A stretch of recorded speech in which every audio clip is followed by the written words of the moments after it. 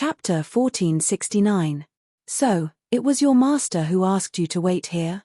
After sending off the 2 yuan coup from Fusang, Guhan set his eyes on Song Yifei. Putting aside the joy of not seeing each other for a long time, it was very strange that Song Yifei would appear here. What was even more strange was that Song Yifei happened to meet Oda Nobunaga and Inuyasha, who had been arranged by Wuzhang Shifang to attack. At the same time, the fluctuations of the battle directly led Guhan over. If there was no deliberate plan in this, Guhan would not believe it even if Guhan was beaten to death. Sure enough, Song Yifei straightforwardly admitted to Guhan that she was indeed ordered to come here by her master, Mingyuan Jendi, and the purpose was very simple. Her master asked her to wait for someone here. When she met Oda Nobunaga and Inuyasha, Song Yifei almost thought that her master asked her to wait for these 2 guys. In the end, she never expected that the person she met in the end was actually Guhan. Now it seemed that Mingyuan Jendi asked Song Yifei to wait for Guhan, and the 2 yuan coup were just 2 tools to attract Guhan. Mingyuan Jendi and Wuzhang Shifang are also colluding? After learning these 2 pieces of news, Guhan further speculated. Wuzhang Shifang's fake death was already very suspicious, and now he was colluding with Mingyuan Jendi.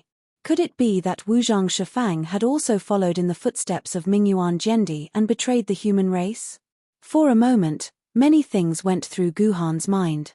Guhan, where have you been for the past 20 years? On the other side, Song Yifei asked curiously, but she saw Guhan's contemplative face and was unwilling to answer her question. Song Yifei's expression quickly changed, and finally said faintly, "Do you still hate me?" "Hate you?" Guhan gave Song Yifei a meaningful look.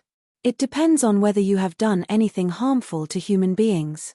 If you haven't, we can still be friends. If you do, I'll kill you myself." What could be considered as harming humans? Song Yifei blinked at Guhan and asked, "Have you ever hurt a human being?" Guhan asked Song Yifei directly. "No." Song Yifei answered without hesitation. "Then have your indirect actions harmed any humans? Or did your actions indirectly lead to a crisis, and this crisis led to the deaths of humans?" Guhan asked again. "Why do you care so much? In the past 20 years, I either stayed in Mingyuan City to cultivate or went out to look for you." "I didn't." Song Yifei suddenly choked. After a while, he snorted and said, "I just went out to see if you were dead.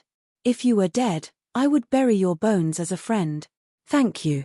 Of course, Guhan could tell that Song Yifei did not mean what he said, so he nodded and thanked Song Yifei gratefully. "I don't need your thanks. I didn't look for you. I don't need your thanks." Song Yifei pouted. "Do you believe that I have never hurt a human being?" "Yes." Guhan nodded. "Think about it carefully. It's just what I said. I don't have any evidence to prove that I'm telling the truth. If you find out that I'm lying in the future, don't regret it." Song Yifei said meaningfully. "If I find out that you're lying, it won't be too late for me to kill you." Guhan's answer made Song Yifei pout again. "All right. We'll talk about this later. Tell me now, why did your master ask you to wait here? Or rather, how did she know that I was coming back so quickly and asked you to wait for me here?" Guhan asked the question that he was most concerned about. "How would I know? Master doesn't tell me everything. Besides, didn't you just escape from the seamless corridor? Master told me to come here a month ago. I think I was either a blind cat running into a dead mouse, or Master has mastered the art of prophecy and can predict the time and place of your return." Song Yifei stuck out his tongue. "It might not be a prophecy." Guhan shook his head. "Your master might have gone to the future. Did your master ask you to wait for me here? Did she tell you anything else?" Guhan asked again. "She did." Song Yifei nodded. "She also said that if I met that person, I should take him to Mingyuan City." "You want me to go to Mingyuan City?" Guhan frowned and hesitated for a moment. "Wait a few days. You know the situation in Yuzhang City now. I can't leave Yuzhang City now. After I help Yuzhang City defeat the 12 Zuwu, I'll go with you to Mingyuan City." "That won't do. Master told me to bring the person I'm waiting for to Mingyuan City without delay once I meet him," Song Yifei said. "That's impossible." Guhan refused decisively. We're both from Yuzhang City. You know better than me what kind of crisis Yuzhang City is facing now. Do you think I can go to Yuzhang City and ignore it? TSK, you make it sound like you can defeat the 12 Zuwu if you show up. Are you an Emperor Sword level swordsman now? I don't think so. I haven't seen you for 20 years, and you're just a Celestial Sword level swordsman. Do you think a Celestial Sword level swordsman like you can defeat the 12 Zuwu? Song Ifei said disdainfully. This. Guhan couldn't refute this. Guhan had gained a lot of new insights into swordsmanship in the past 20 years. Compared to when he first entered the seamless corridor, he was naturally much stronger. Even if he were to face 1 or 2 desolate level Yuan Ku alone, Guhan was confident he could defeat them. Under the siege of 5 or fewer desolate level Yuan Ku, Guhan was confident he could survive. However, the problem was that Yuzhang City was currently facing the existence of 12 desolate level Yuanko. Ji Yuhan's power alone could not stop the 12 ancestral witches no matter what. Of course, Guhan wasn't stupid enough to want to defend Yuzhang City. Guhan had his own ideas. As long as I enter Yuzhang City, I will be able to kill the 12 ancestral sorcerers. Guhan said calmly to Song Ifei, the 12 Zuwus have always been scattered. This gives us a chance. I heard that Liuonian Ling is already an Emperor Sword level swordsman, and Ying Zheng has the power of a desolate level Yuan Ku. With my strength, the 3 of us working together, I'm confident we can kill 1 Zuwu in 3 minutes. As long as we can kill a few more Zuwu, Yuzhang City will be impregnable. Even if we can't completely kill the 12 Zuwu, I'm confident we can protect Yuzhang City. Do you think the 12 Zuwu are idiots? After 1 Zuwu dies, they will continue to scatter and give you a chance to kill them. Song Ifei's words made Guhan blush. Of course, Guhan wouldn't have thought of this. It was just that in order to get rid of Song Ifei, Guhan deliberately didn't mention this. Before Song Ifei could finish, Song Ifei continued, plus, someone told me that Ying Zheng isn't trustworthy at all. The 12 Zuwu's disaster was caused by Ying Zheng. Do you really think Ying Zheng will work together with you to fight against the enemy? Aren't you afraid that he will stab you in the back? Just like that unlucky disciple of yours. You know about Shihua. Guhan was shocked by Song Ifei's words. Not many people should know that Shihua had been framed by Ying Zheng. How did Song Ifei know such a secret? You know about your disciple too. At the same time, Song Ifei was badly startled by the cold. Weren't you trapped in the seamless corridor this entire time? How did you know that? Of course, Guhan didn't want to tell him about Yi Qingping, so he could only say vaguely, who am I? Nothing in the world can be hidden from me. If you are really that powerful, then don't be trapped in the seamless corridor for 20 years if you have the ability. Song Ifei rolled his eyes at Guhan. Come on, aren't you curious about how I know about your disciple? To tell you the truth, it was your disciple who told me about it. Of course I know. What did you say? Guhan's expression changed. He grabbed Song Ifei's shoulders with both hands and asked agitatedly. Chenpage. It seems that in your heart, your cheap disciple is much more important than me. Song Ifei muttered in his heart as he felt the huge force coming from his shoulders. What did I do in my life to know so many annoying guys? My life was almost ruined by this guy. No. It's not a matter of importance. Guhan quickly let go of Song Ifei's shoulders and sighed. I owe my unlucky disciple too much. If I hadn't forced so many things on her, she wouldn't have encountered so many things. I'm the one who hurt her. I feel sorry for her. Then do you feel sorry for me? Song Ifei looked at Guhan with bright eyes, looking forward to Guhan's answer. Yes. I didn't care enough for you, so you, sigh. Guhan said with a guilty look. Hearing Guhan's words, Song Ifei's expression finally eased. He snorted softly. It's good that you know. Then, he opened the void door and said, your disciple is not dead. She is now in our Mingyuan city. There are more than 100,000 sword-bearers in Yuzhang City. Even if they don't resist, with the super-dimensional wall system, it won't be a problem to defend for a month or 2. But if you don't come with me, I'm afraid your disciple won't live for more than a week. Do you think that I, Guhan, am someone who can be threatened? Han shrugged his shoulders. Although he was unhappy, he could only follow behind Song Ifei and enter the Gate of Void. Han could indeed be threatened. Chapter 1470. Mingyuan City was a small city established by Mingyuan Jendi after he betrayed the humans. In terms of size, it was about the same as a counter-level city before the apocalypse. Mingyuan City was located on the ruins of Guilin City. It was the entrance to a naturally formed dimensional rift.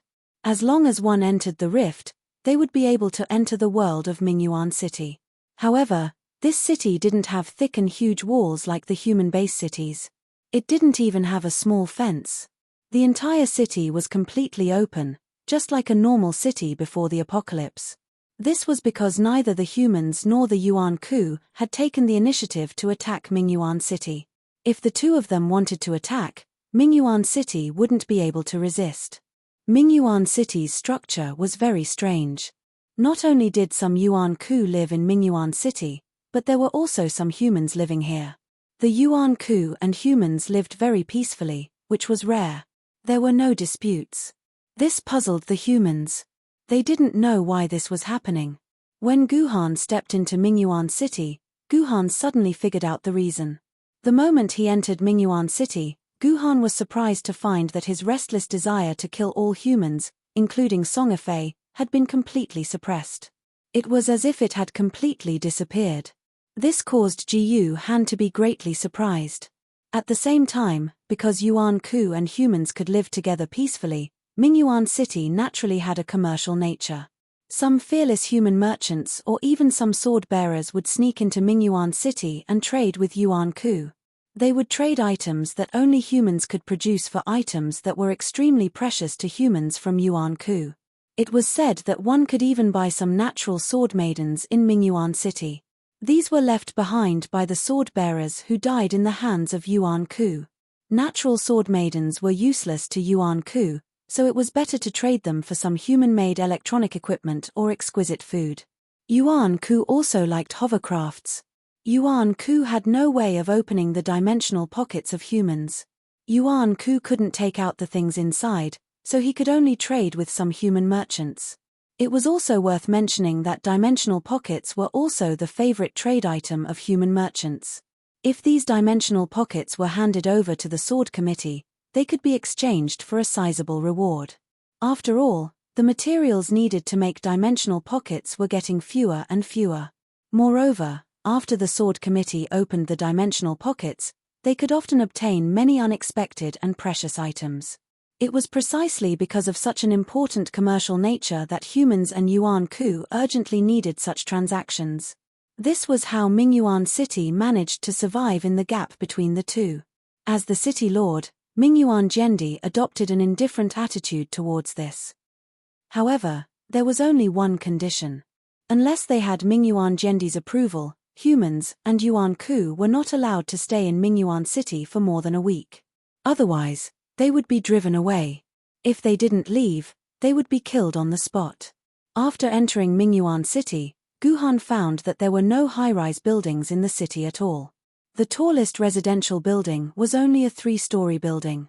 Moreover, this small building was made of wood. There were no traces of cement in the entire city. Even the roads were paved with bluestone. When he first arrived at Mingyuan City, Han thought that he had traveled back more than 1,000 years to the medieval era. Thanks to his 5 years of living in another dimensional world, Han had a very good understanding of human culture and history that had disappeared for a long time. He was no longer the unlucky child who had been scourged by the great cultural collapse and was full of all kinds of ridiculous fallacies. At this time, Mingyuan City was very deserted. Apart from some humans and Yuanko who were peeking their heads out of the houses, there were very few pedestrians on the streets. It was as if winter had arrived in Mingyuan City.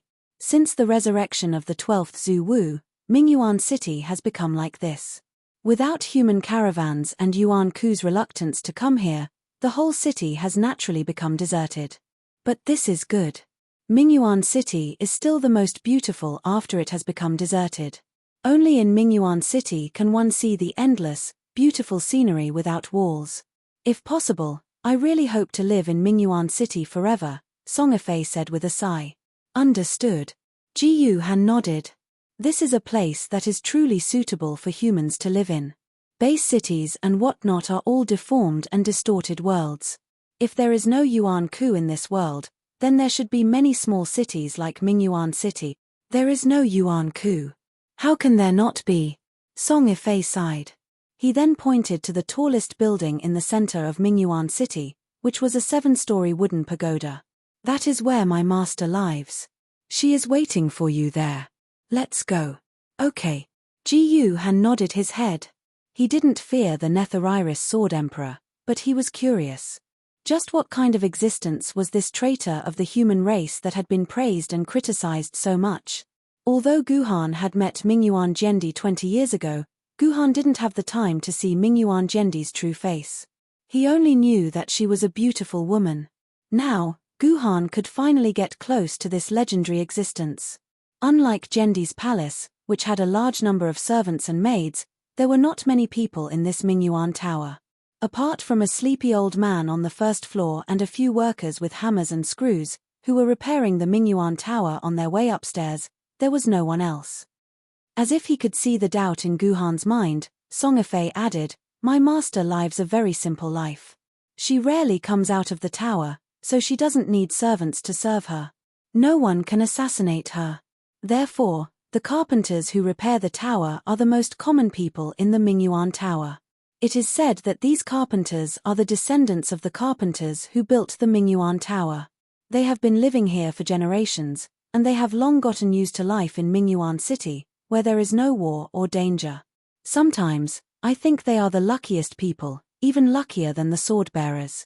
The peace they enjoy from generation to generation is a kind of happiness that we humans can never understand. Song Ifei said. If your master is really like what you said, why did she try to bewitch Yi Wenjun? Why did she bring you here and kill Liu Anna? He even wanted to kill Liu Anna. That's not what a person who wants to live a peaceful life would do. Ji Han was not confused by Song Ifei's words, but said coldly, Why are you like this? I am willing to be my master's apprentice, just like your precious apprentice. By killing Liu Anna, his master just wanted to take back what belonged to him. As for Yi Wenjun, Song Ifei could not continue to argue when it came to Yi Wenjun, because he did not know how to defend Yi Wenjun.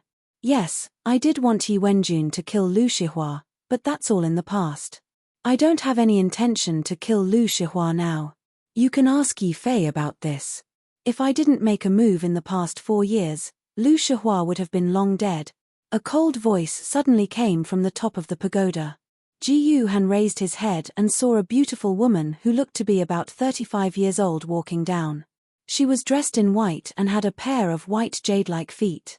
She looked like she was about 35 years old. Your Majesty Mingyuan Jendi. Guhan bowed slightly to Mingyuan Jendi. That was all. Your Majesty Mingyuan Jendi. Song Ifei directly bowed to Mingyuan Jendi. After all, he was her master. Since you're here, come in with me. I can answer any questions you have. Mr. Pacifier. Mingyuan Jendi said lightly. Guhan was shocked. Mingyuan Jendi actually knew the words pacifier. It seemed that Mingyuan Jendi knew more than he thought. The mystic Iris Sword Emperor's room was located on the highest floor of the pagoda. The entire floor was split into 7 or 8 rooms. None of the doors were closed. Ji Han noticed that one of them was a bedroom with a television, and the other was a spacious room used for sword practice. The rest of the rooms were filled with all sorts of entertainment equipment, such as treadmills, dance machines, claw machines, computers, virtual reality helmets, and so on. Almost all of the common entertainment equipment for humans could be found here. Moreover, it was very complete. There was even a movie room that was specially set up for movies. The equipment used to play movies was the highest quality that humans had ever seen. I don't like to go out. I always find something to do at home, so do these things make you feel strange? Mingyuan Jendi said lightly. Understandable. Guhan shrugged. Then, under the leadership of Mingyuan Jendi, they entered the middle room. In this room, there were no messy things like the previous rooms. There were only a few rattan chairs, a rattan tea table, a teapot, and a few teacups. The only thing that made Guhan feel a little strange was probably a black crystal suspended on the ceiling of this room. In this black crystal, Guhan could clearly feel a pressure, which was suppressing the filthy desire in his body. Chapter 1471. This belongs to a big shot. It has the power to suppress filth. As long as this thing is here, the killing desire brought by filth will be completely suppressed. This is also the reason why my Yuan Ku can live in harmony with humans. Mingyuan Jendi took the initiative to explain when he saw Guhan's eyes fall on the black crystal. Something belonging to a big shot. Which big shot? Guhan asked curiously. He should be considered quite a big shot. At the very least, he's a little older than me and you. The Ming Iris Sword Emperor smiled. That's quite big. Guhan smiled slightly, but his eyes were completely fixed on the black crystal. After looking for a long time, Guhan's eyes suddenly twitched unconsciously. He then asked Mingyuan Jendi, "Can I touch it?" "Up to you," Mingyuan Jendi said indifferently. Guhan touched the black crystal with his hand. The moment his hands touched the black crystal, Guhan immediately retracted his hand. At the same time, his forehead was covered with beads of sweat. At the moment of contact, Guhan felt as if this black crystal was going to absorb his soul. In fact, when Guhan checked his body and mind, he was surprised to find that about 1,000 of his consciousness fragments had disappeared. The consciousness fragments themselves were split from his soul. Obviously, these missing consciousness fragments were absorbed by this black crystal, completely cutting off the connection with Guhan and disappearing without a trace. "This is a crystal that can swallow consciousness fragment," Guhan said in a slightly surprised tone. This was the first time that Guhan had encountered something that could swallow consciousness fragments. "Oh, you can actually say the words consciousness fragments. It seems that I found the right person this time." Hearing the words consciousness fragments from Guhan's mouth, Mingyuan Jendi suddenly laughed happily. "You still don't know if I'm the person you're looking for?" Guhan said with a frown. "Almost.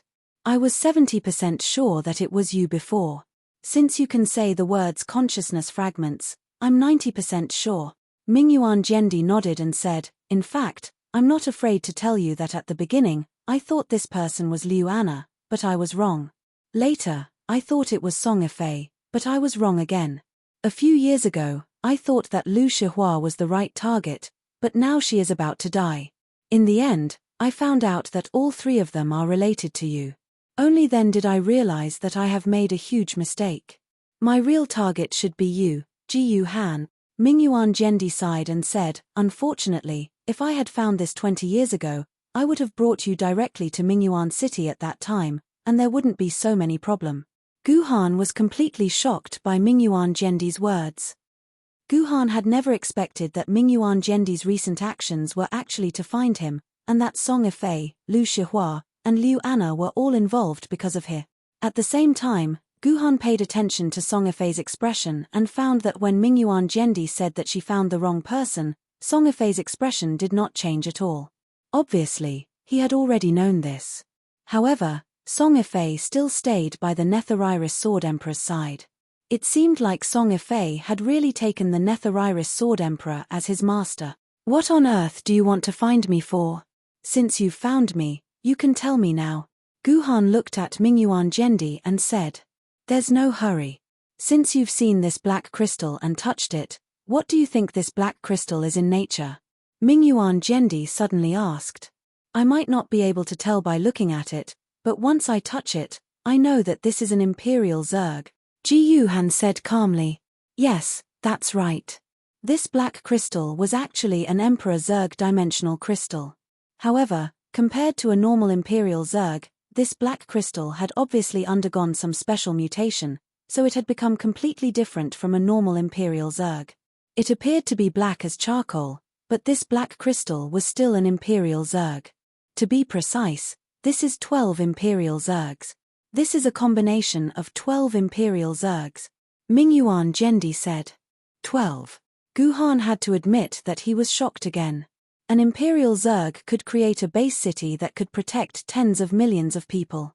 Ever since the apocalypse, The total number of imperial zergs that humans had obtained did not exceed 20, but there were 12 of them here. Where did Mingyuan Jendi get so many imperial zergs? Ji Han's voice suddenly rang out. Back then, the mystic Iris Sword Emperor had chased after Liu Anna for an imperial seed. Is the imperial zerg that you obtained 20 years ago one of these 12? Gu Han suddenly asked. That's right. That imperial zerg is the 12th imperial zerg here. 25 years ago, this black crystal couldn't hold on any longer. I spent a lot of effort to find an imperial zerg, but that little girl stole it from me. If she wasn't my target, I would have killed her. I wouldn't have given her a chance to escape. I wasted 3 years of my time for nothing. Mingyuan Jendi sighed. However, imperial zergs are getting more and more difficult to use. One imperial zerg could last for 100 years, but now that 20 years have passed, this thing is almost full again. If I don't find the 13th imperial zerg in 10 years, I'm afraid this crystal will explode. Mingyuan Jendi was collecting imperial zergs to maintain the existence of this black crystal. Gu Han's confusion was finally solved. However, at the same time, a new question arose. Why did Mingyuan Jendi protect this black crystal so much, even spending so much effort to find precious imperial zergs? Could it be, what will happen if this black crystal explodes? Will your immortality come to an end? Gu Han asked calmly. Immortality? End? Mingyuan Jendi was taken aback. Then, a disdainful smile appeared at the corner of his lips. I thought you weren't an ordinary person, but it seems like you are. Do you really think that immortality is a fortunate thing for me? If I told you that I actually wish that I could die immediately at every moment, would you believe me? Mingyuan Jendi suddenly asked. I believe you. Gu Han nodded. Some people wished that they could live forever, such as Ying Zheng.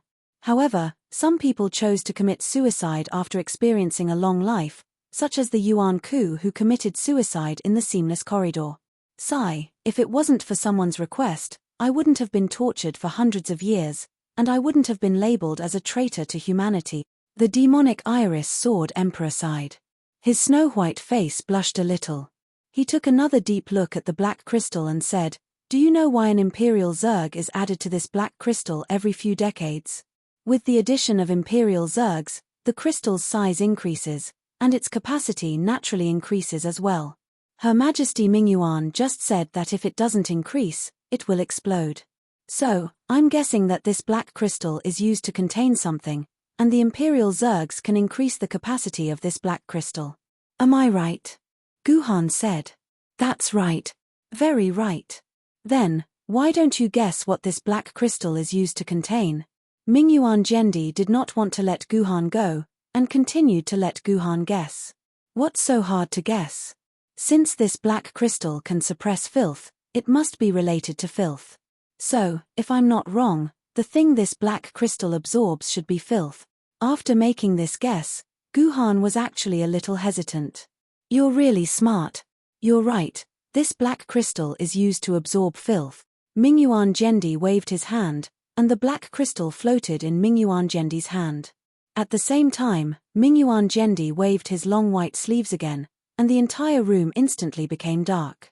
At the same time, blue light ribbons that looked like auroras floated into the room from all directions, and finally, they were all absorbed by the black crystal. Gu Han noticed that there were not many blue ribbons, only 2 or 3 blue ribbons flew in every minute. Hee. Humans seem to have all holed up in Yuzhang City now, so they don't even have the interest to go out and fight Yuan Ku. If it was in normal times, the number of light ribbons would be 10 times more than now. Mingyuan Jendi smiled bitterly. Are these light ribbons filth? Gu Han hesitated for a moment, and took the initiative to ask. Yes, these blue ribbons are filth. Mingyuan Jendi nodded very readily, and pointed to the blue ribbons that were still slowly floating into the window, and said, each of these blue ribbons is the filth in Yuan Ku's body. Every time Yuan Ku dies, their bodies and flesh can return to their original world, but the filth can't be taken away. In the end, it can only be collected by me, the garbage collector, and stored in this black crystal. Actually, I hope that you descendants fight less and kill less Yuan Ku, so that I don't have to worry about how to increase the capacity of this black crystal every day. I'm so pitiful. After Mingyuan Zhendi finished complaining, he gently pushed his hand, and the black crystal flew back to its original position. At the same time, the light in the room was restored, and the blue ribbons disappeared again. Oh my God! So all the filth is concentrated here. Filth was a very difficult thing to observe. For a long time, humans did not even know about the existence of filth. It was said that the existence of filth was only known to humans after Artoria's betrayal. For humans, filth was something that could not be seen or touched, and even Emperor sword wielders could not sense it. So when Yuan Ku died, humans could only see Yuan Ku's body disappear with the dimensional vortex, but they never knew where the filth in Yuan Ku's body went. They could only roughly guess that the filth was absorbed by the dimensional vortex, or simply dissipated into the air. They never imagined that all the filth in the world would come to Mingyuan City, to this black crystal. Chapter 1472. For a long time after that, Guhan fell into silence. He needed some time to sort out the thoughts in his mind. What happens if this black crystal can't hold it anymore and explodes? Guhan finally asked after a long silence. I don't know. Mingyuan Zhendi spread his hands. I only know that this black crystal can absorb filth. However, once it reaches its limit and explodes, I don't know what will happen. The person who handed this black crystal to me did not tell me what the immediate consequences would be. However, he left behind this sentence. Once this black crystal explodes, the world will never be at peace. Yuan Ku and humans will never be free. Just because of this sentence, I've traveled all over the world for hundreds of years. While bearing the infamy, I've tried my best to find Emperor Zergs to extend the life of this black crystal. My life has been tough. Mingyuan Zhendi sighed, his face revealing a sorrowful expression. In that case, Mingyuan Zhendi, not only did you not betray humanity, but you've also made a huge sacrifice for humanity. Guhan looked at the sorrowful Mingyuan Zhendi and shook his head in disbelief. Mingyuan Zhendi, you could have told everyone about this. At the same time, you could have handed over the task of protecting this black crystal to all of humanity. Why did you have to bear all of this alone? You believe what I say, but will other humans believe what I say? Mingyuan Zhendi shook his head. This kind of thing is not something that can be trusted with just a sentence from me. This black crystal consumes 1 to 2 Emperor Zergs almost every 100 years. Humans are greedy and distrustful. How can they keep sending precious Emperor Zergs into this bottomless pit?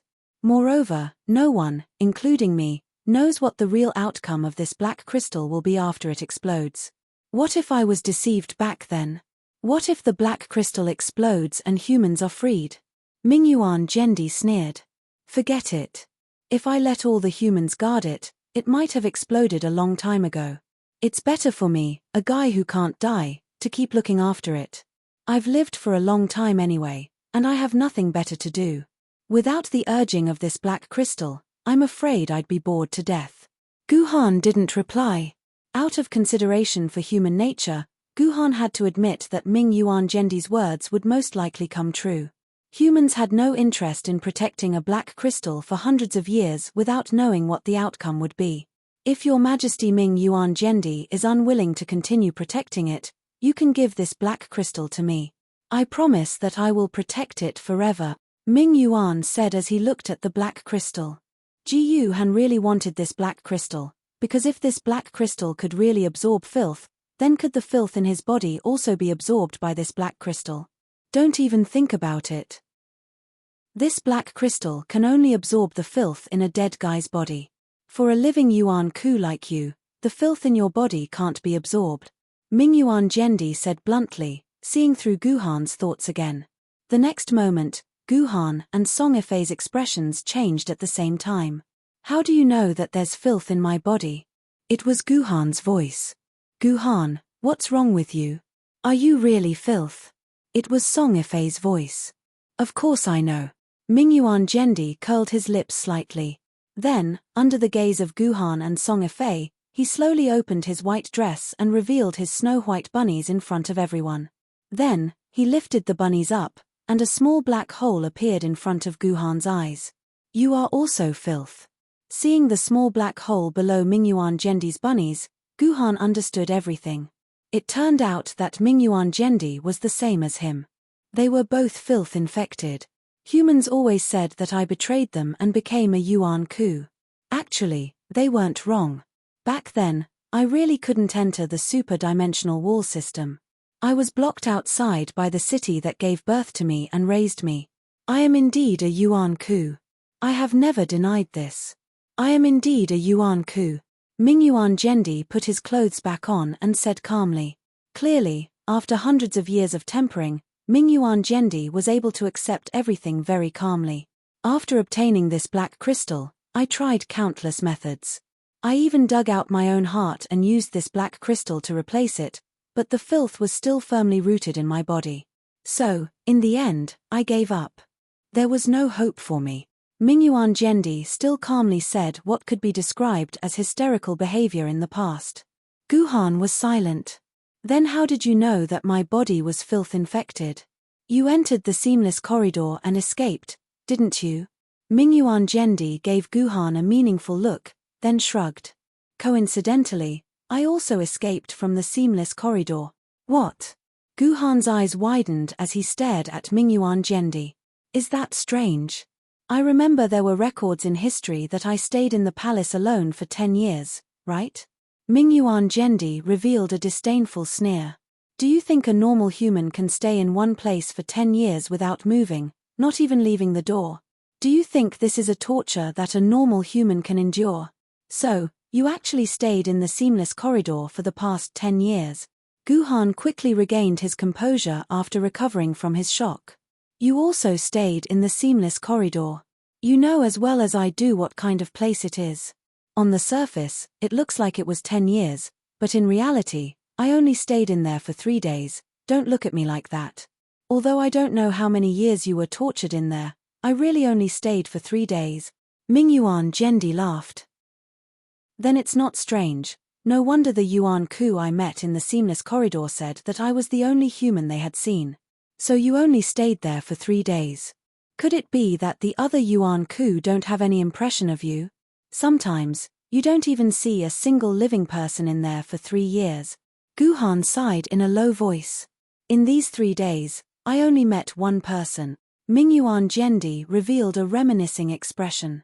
It was a pitiful person who wanted to search for her memories. She said that this was her second time entering the seamless corridor.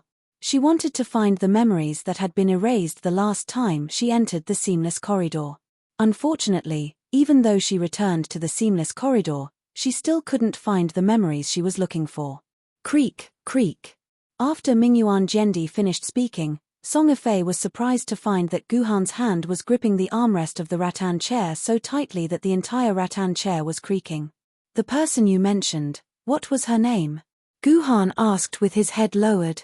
Artoria, the former King Arthur, is now a pitiful person who has lost her soul. She said that she had a daughter for no reason, but she didn't know who the father of this daughter was, so she just wanted to find this daughter's father and ask him what happened in the seamless corridor all those years ago. Mingyuan Gendi said lightly. Then what happened to you guys? Guhan continued to ask with his head lowered. She asked me to put her in a dimensional pocket. She said that this way, the two of us could be together and wouldn't be separated by the changes in space and time in the seamless corridor. Just like that, I spent an entire day with her. Afterwards, the entire seamless corridor began to tremble violently. Space-time, which was supposed to change every hour, suddenly began to change every minute. The two of us didn't expect things to turn out like this, and so we were still separated by the changing space-time. After that, I heard the loud laughter of an old man, who called himself Old Lord Taishang. He said that he was finally free, and then the entire seamless corridor completely fell apart.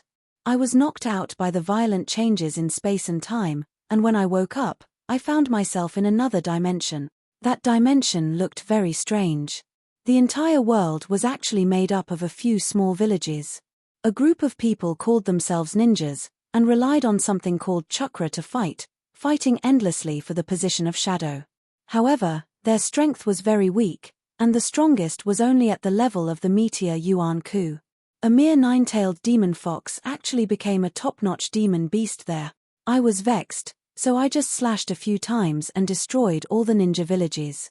I gathered all the ninjas together as my subordinates and played for a few years. Then, I discovered that a dimensional rift had opened in that world, and I prepared something called a vortex to bring over. I had an idea and followed that vortex into the dimensional rift. I finally returned to this world, but the result was that my body was infected by filth when I transmigrated through the dimension. When I returned to Yuzhang City, I couldn't hold back my desire to kill and killed hundreds of humans near the gate. It was only then that I realized that I was no longer the original me. I was no longer the dignified Mingyuan Zhendi. I was already Yuan Ku Mingyuan. When Mingyuan Zhendi finished speaking, her expressionless face suddenly became filled with tears. Although these tears were quickly blown away by Mingyuan Zhendi's sword chi, the melancholy flame in her heart could not be extinguished no matter what. Do you have wine? I want a sip. I haven't had wine in a long time, Mingyuan Zhendi said to Guhan. Yes. Guhan thought for a moment and took out a bottle of Yi Tian's favorite Red Star Erguatu, which he couldn't bear to drink for more than 100 years, and gave it to Mingyuan Zhendi. Sigh, it's still too young. Mingyuan Zhendi took a big gulp and smacked her lips in dissatisfaction, but she still quickly finished the whole bottle in one go. Chapter 1473. Guhan gave Mingyuan Zhendi a deep look. Before he had come here, before he had spoken to Mingyuan Zhendi, Guhan would never have imagined that Mingyuan Zhendi was actually in existence on the same level as himself. It was actually because of the seamless corridor that she had become Yuan Ku. This completely explained why Mingyuan Zhendi had betrayed humanity. It wasn't that Zhendi wanted to betray humanity. Rather, Mingyuan Zhendi had no choice but to betray humanity. She couldn't survive in the human world any longer. What about himself? However, Guhan wasn't a sentimental person. This bit of worry was quickly tossed aside by Guhan. At the same time, Guhan was rather bothered by what Mingyuan Zhendi had encountered in the seamless corridor. Based on what Mingyuan Zhendi had said, Guhan estimated that Mingyuan Zhendi had entered the seamless corridor at the same time that he had left it. But Mingyuan Zhendi had said that he had met Artoria. Who would have thought that Artoria would actually return to the seamless corridor? What the hell was going on? Guhan pondered for a moment, then asked, "Did Artoria say anything to you? Does she really not remember anything? Miss Artoria and I only met by chance. She wouldn't say anything to me, and even if she did, she probably wouldn't tell me the truth. How would I know so much?" Mingyuan Zhendi shook his head. Just as Guhan was feeling a bit disappointed, Mingyuan Zhendi continued, "But what's interesting is that I actually met Artoria again in the real world. However, at that time, she was clearly still under the control of that filth, and she was causing trouble here. It just so happened that the mayor of the Free Metropolis was a guest here, so he helped me take care of this fellow. The mayor of the Free City is really a good person. He actually removed the filth from Artoria's body, which led to the story of Artoria's betrayal of the Martyr's Palace. Now that you mention it, it's really interesting." Mingyuan Zhendi laughed. "The source of all this is you." Guhan was dumbfounded.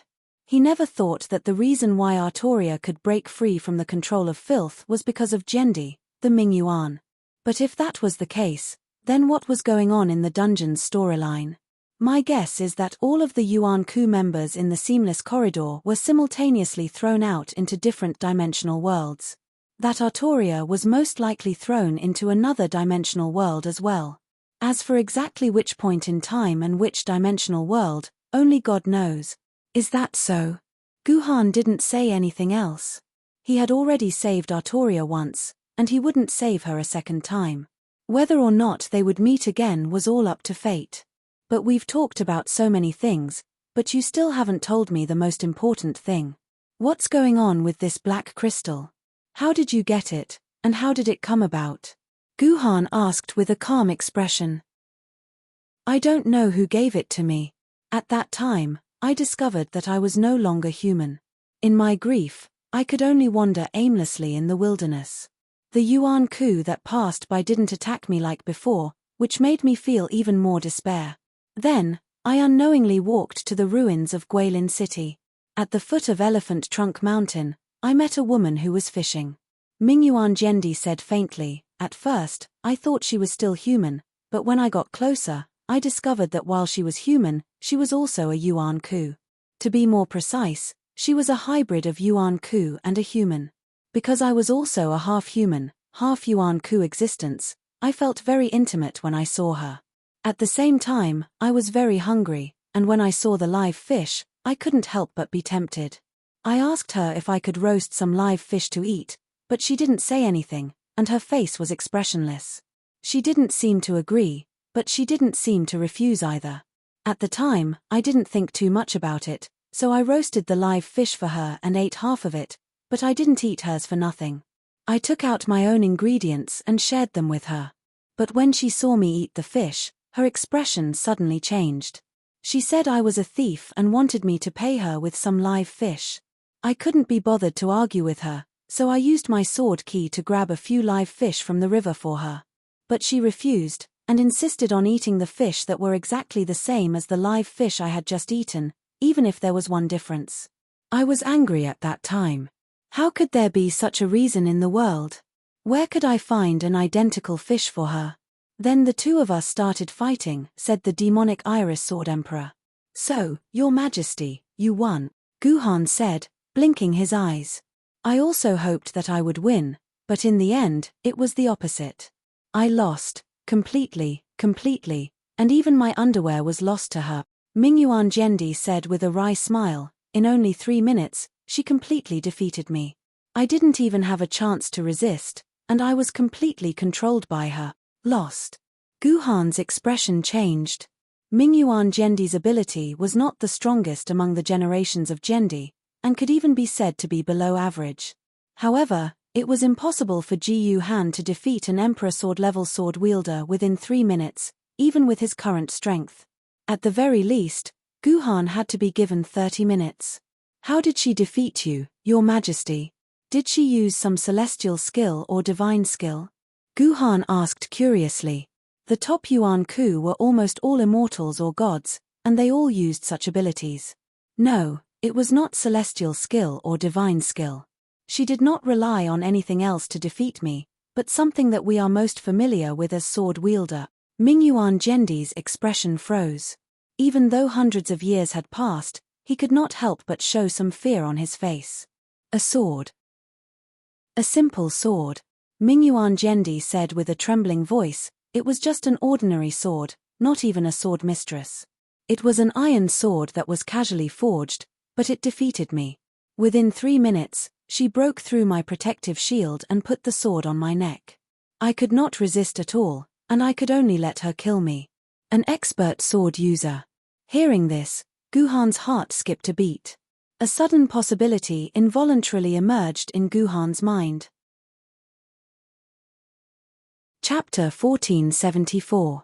I was in a bad mood at the time, and I was defeated by her so quickly. I had no intention of living. I only told her that I hoped she would kill me quickly so that I could be free. Mingyuan Jendi said. Guhan nodded, indicating that he could understand Mingyuan Jendi's feelings at the time. In the end, she let me go. She said that she was looking for me because she knew that I came out of the seamless corridor, and she even knew that there was filth in my body. She was actually waiting for me here. Then she gave me this black crystal.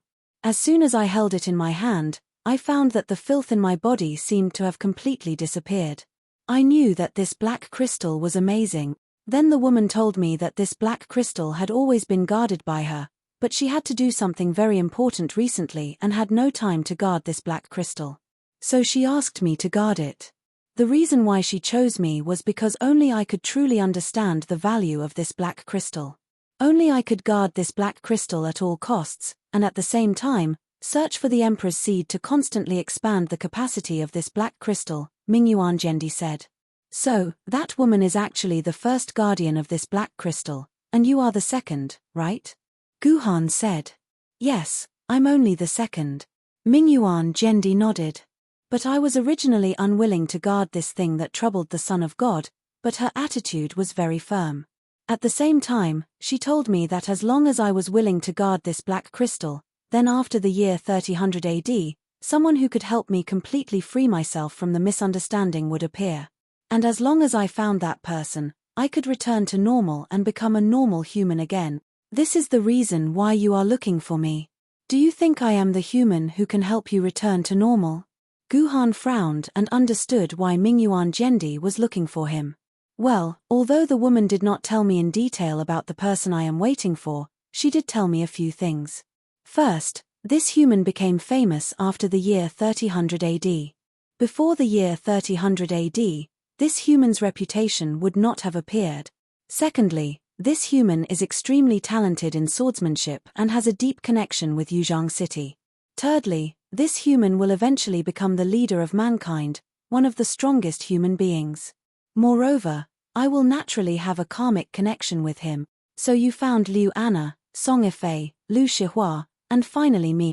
Guhan looked at Jendi and said, "Actually, Liu Anna is not my target. It was really a coincidence that I met her. She stole my imperial seed, so I chased after her.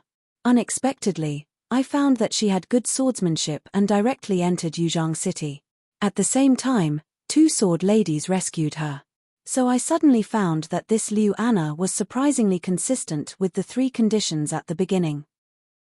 She also became a sword holder after the year 3000 AD, and she also had a good talent for swordsmanship. Moreover, she was the most beloved woman of Longsha Jendi. In the future, she might also become one of the leaders of mankind. She happened to meet me when I was fighting, so she really met the 3 conditions. So at that time, I wanted to directly take the imperial seed from her, but I simply let her go. At the same time, I secretly observed her to see if she was the one who could replace me. Then how did you know that she wasn't?" Guhan asked curiously. "Because I found someone who is more fated with me." Liu Anna smiled slightly. "That person who is more fated with you is Song Ifei, right?" Guhan's face darkened, and Song Ifei, who was beside him, could not help but hold his breath. "Yes and no." Mingyuan Jendi shook his head and said, "When I was monitoring Liu Anna, I happened to see Ifei. As a result, I found that Ifei was synchronized with the Mingyuan sword I left in Yuzhang City. This was originally a great fate between us. However, apart from this fate, it wasn't that she didn't meet the other requirements. Whether it was her leadership ability or her talent in swordsmanship, she was only slightly better than the average person. So, I knew at that time that she wasn't the person I was waiting for. But once again, I heard some silly words from this little girl. I knew that this silly girl was trapped by love, and at the same time, she kept praying to God, hoping that she could learn brilliant swordsmanship, so that she could be worthy of the man in her heart. Master, what nonsense are you talking about? I don't want to talk to you anymore." Song Ifei's face was full of shyness, but she did not dare to do anything to her master. She could only stomp her feet in shame and indignation, and then ran out of the small room as if she was running for her life. "This child is so similar to me at that time." Mingyuan Jendi sighed. "At that time, my heart was filled with love for her, and she kept praying to learn brilliant swordsmanship. I simply showed up in front of her, directly revealed my identity, and proposed to accept her as an apprentice. I absolutely did not force her to make a choice, I just let her make the decision according to her own will. So, it is not her own will that she betrayed mankind and finally became your apprentice." Guhan sighed in his heart. For a long time, Guhan had thought that Song Ifei was forced. Now it seemed that he had guessed wrong. Song Ifei was not forced, it was all her own choice, and the direct trigger of this choice was probably himself. Ifei is actually a very pitiful child. In the past 20 years, because of a certain person's disappearance, she traveled all over the mountains and rivers. She almost walked through the entire earth and encountered many dangers along the way that almost killed her. Tell me, who did she work hard for in the past 20 years? Mingyuan Jendi looked deeply at Guhan and said, "I know. It is all for me." Guhan admitted very straightforwardly, without any hesitation. "It is good that you know. The reason why I told you these things so straightforwardly, without any difficulties or hesitation, is all because of that silly child. Can you promise me, when I can leave this world like a normal human being, to give this poor child a warm home?" Mingyuan Gendi's tone revealed a rare gentleness. To say something that may be a bit too much. My love has actually been divided into many parts. It is destined that I cannot only give it to one person. If Ifei doesn't mind this, I can give her a warm home. Guhan said very straightforwardly. A greedy man, Ifei is really a silly child. Mingyuan Gendi glared at Guhan fiercely. Don't be so optimistic. Let me tell you, you can only love Ifei, otherwise, don't even think about, master. I'm willing, just having a place in Jiyu Han's family is enough. This disciple really doesn't ask for too much. Before Mingyuan Gendi finished his threat, the door was pushed open again, and Song Ifei rushed in a panic, then knelt in front of Mingyuan Gendi and said, "Idiot." Mingyuan Gendi rolled his eyes and almost fainted on the cane chair. Chapter 1475. After a while, Song Ifei was driven away by Mingyuan Gendi. Mingyuan Gendi continued to talk about the topic with Guhan. Later, I set my sights on Lu Shihua and found that she was the most suitable candidate. However, I was busy at the time, and that Yi Wenjun took the initiative to find me. He also wanted to become my disciple. I just casually asked her to find a way to invite Lu Shihua to my Mingyuan city. As for what Yi Wenjun did to your disciple, I don't know. However, I haven't seen Yi Wenjun since then. I heard that you imprisoned him. Is that true? Mingyuan Gendi asked Guhan. Yes. Guhan's heart skipped a beat. He had completely forgotten about Yi Wenjun. Ever since he imprisoned him outside Changyang Mountain 21 years ago, he had never cared about him again. Although he did order Yuan Ku's memory fragments in Changyang Mountain to feed Yi Wenjun 3 times a day, it was hard to imagine that Yi Wenjun could still live normally after being imprisoned for more than 20 years. Therefore, it was hard to imagine that Yi Wenjun could still live normally after being imprisoned for more than 20 years. Therefore, Guhan immediately contacted the trial formation in Changyang Mountain through the jasper ring in his hand and found the prison where Yi Wenjun had been imprisoned.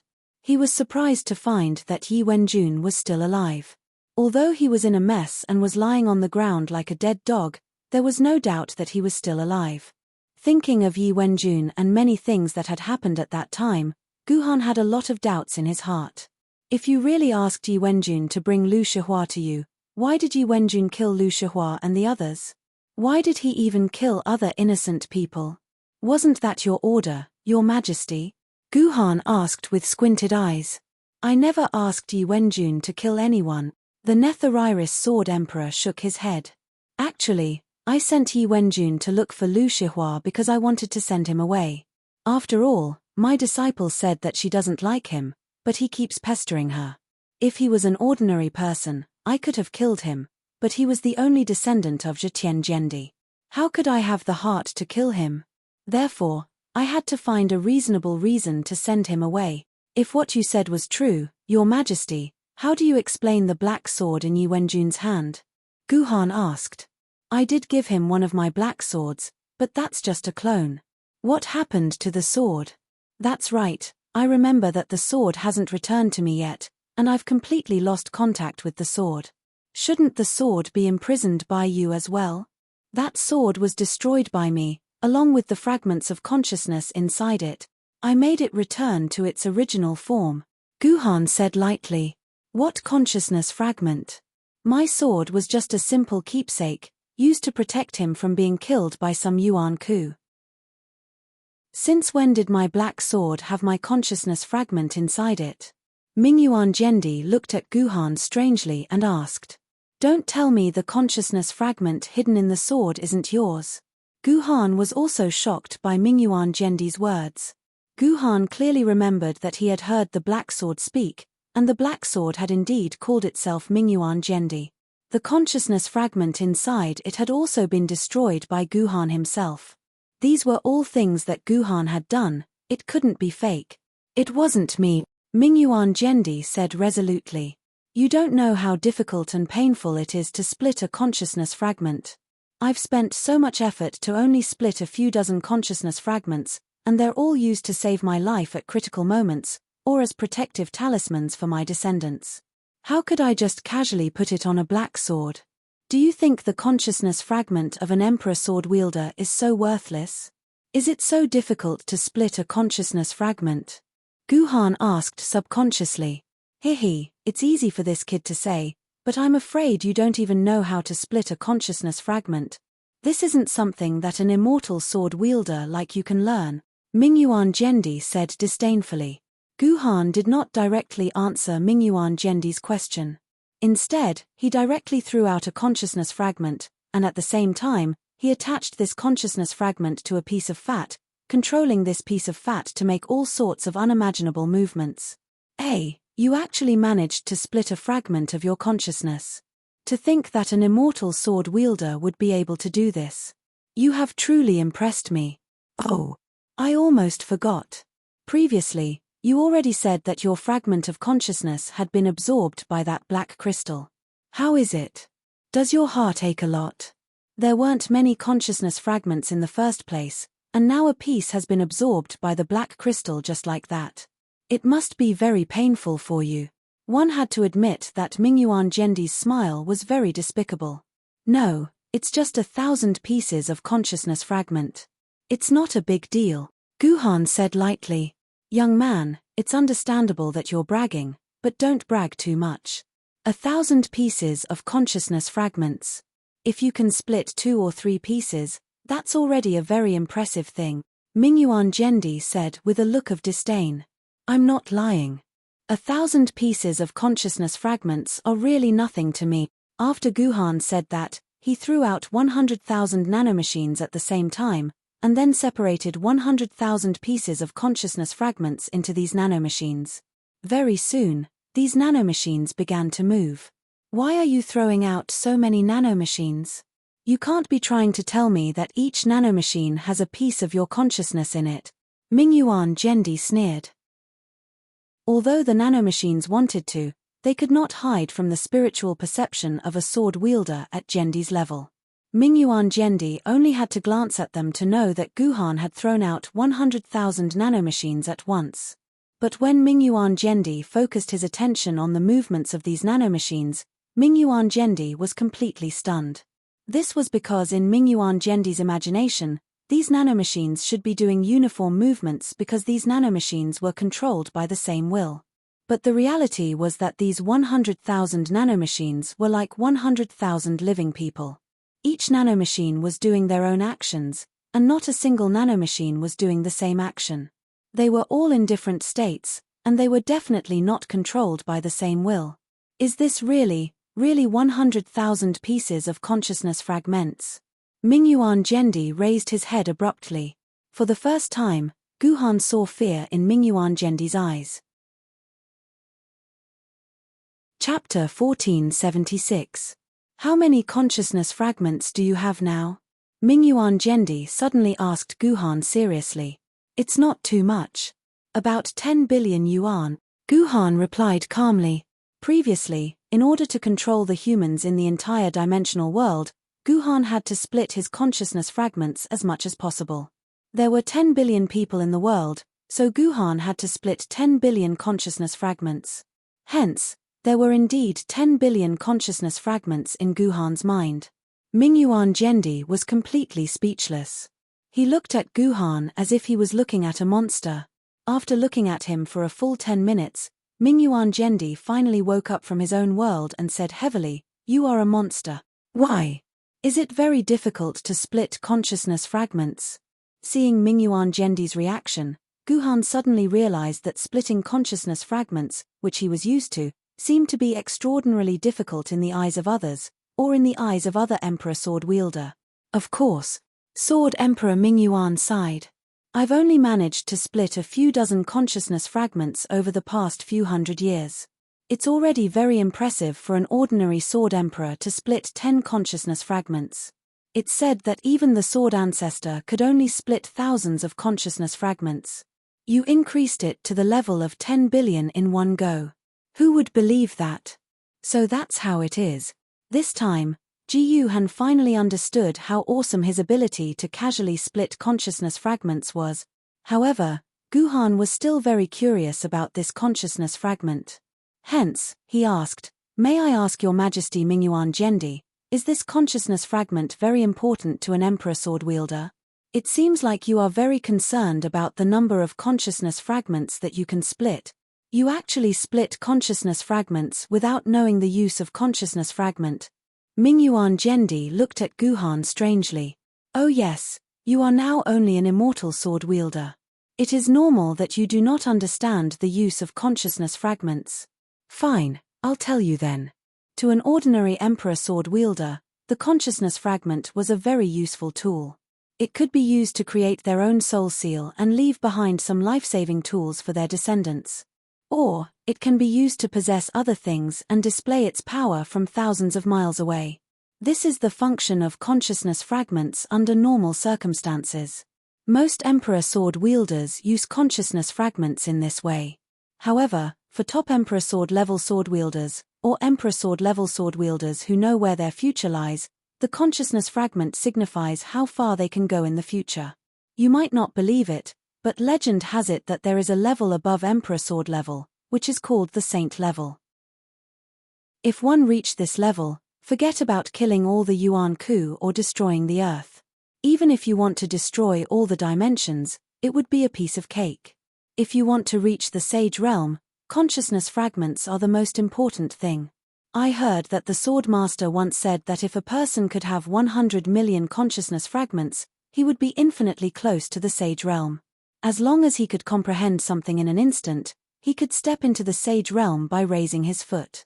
Hence, people like me who have lived for a long time, or some extremely talented and arrogant Emperor sword wielder, desperately split their consciousness to have more consciousness fragments. This is their lifelong pursuit. You should understand how important the consciousness fragment is to me. I will not waste a precious consciousness fragment on a black sword. But wait. If you already have 10 billion consciousness fragments, doesn't that mean you are already? Mingyuan Jendi suddenly thought of something and looked at Guhan in fear. Who knows? I am only a celestial sword level sword wielder now. Guhan shrugged his shoulders and changed the topic. Your Majesty, if what you said is true and you really did not attach a consciousness fragment to the black sword. But I did destroy the consciousness fragment on the black sword, so what happened? It's very simple. Mingyuan Jendi knocked on the rattan chair. There was a person behind the scenes who replaced me and secretly let his consciousness fragment hide in my black sword. Then, he used my name to teach and seduce the unlucky child, Yi Wenjun. This way, he could perfectly explain why Yi Wenjun became like what you said. Of course, this is my explanation. It's up to you whether you believe it or not. I believe you. Guhan nodded and answered very decisively. Through his contact with Mingyuan Jendi just now, Guhan had already felt that the consciousness fragment that he had destroyed and Mingyuan Jendi's consciousness fragment were fundamentally different. They were not the same person's consciousness. It seemed like the truth was indeed as Mingyuan Jendi had said. Mingyuan Jendi had been impersonated. Interesting. Someone actually used me, Mingyuan Jendi, to plot against you and Lu Shihua. How interesting. Who is the mastermind behind this?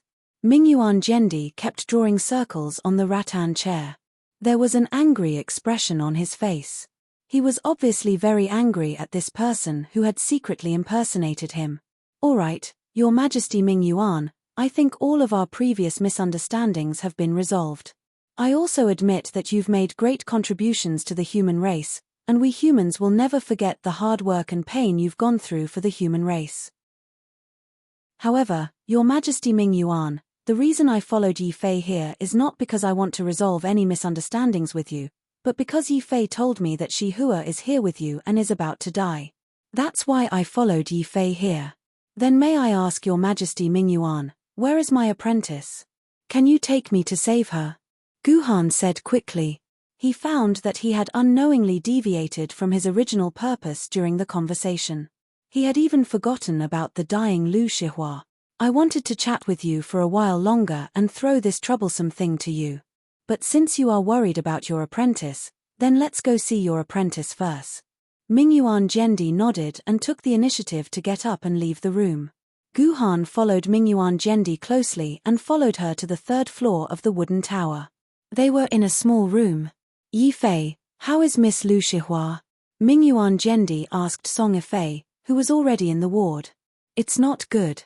We've almost used up all the medicine we've stored, but Miss Lucy Hua's injuries are still worsening. If we don't find a way to replenish the medical resources, Miss Lucy Hua won't be able to hold on much longer," Song Yifei said worriedly. It turned out that after Song Yifei left the room, she went directly to Lu Shihua's ward and began to take care of Lu Shihua. At this time, Gu Han finally saw his precious apprentice, Lu Shihua, whom he had not seen for 20 years. Chapter 1477. Shihua. When Ji Yuhan saw Lu Shihua's current state, he couldn't help but feel irritated because Lu Shihua's current state was too horrible to look at. At this time, there was not a single part of Lu Shihua's body that was intact, including her head. More than 80% of her skin and flesh were gone. Lu Shihua could be described as a skeleton with some flesh and internal organs attached to it. If it was not for the slight rise and fall of Lu Shihua's exposed heart, Gu Han would have suspected that he was not looking at a living person at all, but a specimen of a skeleton with some internal organs on display in the medical school. "Shihua, how did she become like this?" Gu Han asked bitterly, exuding an uncontrollable murderous aura. This was a murderous aura that wanted to smash the whole world into pieces. Mingyuan Zhendi could not help but shiver when he felt this murderous aura. His face showed a terrified expression, and he sighed in his heart. Since when could an immortal sword wielder make him feel so afraid? Was this guy even a normal human being? They all came from the seamless corridor, so how could this Gu Han be so powerful? It was the 12 Zhu Wu who did it. Mingyuan Zhendi did not answer, so Song Yifei took the initiative to say, "At that time, I was looking for you outside, and then I heard the news that the 12 Zhu Wu had besieged the city. At that time, I felt that I was still a member of the human race, and I could not watch the human race be destroyed by the 12 Zhu Wu. I wanted to do my part for the human race, so that I could live up to the world that gave birth to me and raised me. At that time, Lu Shihua was the president of the Human Sword Committee, so I wanted to take the initiative to find her and ask her to arrange a position for me, so that I would not be tricked by others. At the same time, I could also ask about you," Song Yifei said in a low voice, "but when I entered Yangjing and came to Lu Shihua through the hollow, I was about to give her a big surprise and a joke. Suddenly, her brother came to her and told her that he had news about you. You had come out of the seamless corridor and were besieged by a group of Yuan Ku and needed help urgently. In the end, Lu Shihua casually said a few words, then immediately entered the void and left. I didn't have time to think and sneaked behind Lu Shihua. I wanted to go with her to save you. However, when I caught up with Lu Shihua, I found her surrounded by the 12 Zhu Wu's men. You weren't there at all. There were 5 Zhu Wus waiting for Lu Shihua." At this point, Song Yifei suddenly became resentful. Lu Yin is such a bastard. He's Lu Shihua's younger brother, but he framed his sister like this. He pushed his sister into a death trap. He's a complete bastard. You're saying that Lu Yin was behind this? Hearing Song Yifei's words, Gu Han also seemed to be in disbelief. Lu Yin was a little guy that Gu Han was very familiar with. Although he was a little short-sighted, he was still a kind child. At the same time, he was extremely attached to his sister. How could he harm his sister like that? However, Gu Han didn't have time to think about Lu Yin's matter because Song Yifei quickly continued. How could Lu Shihua be a match for 5 Zhu Wu's men? She almost fell into a deadly situation immediately. I knew that even if I went out, I wouldn't be able to save Lu Shihua.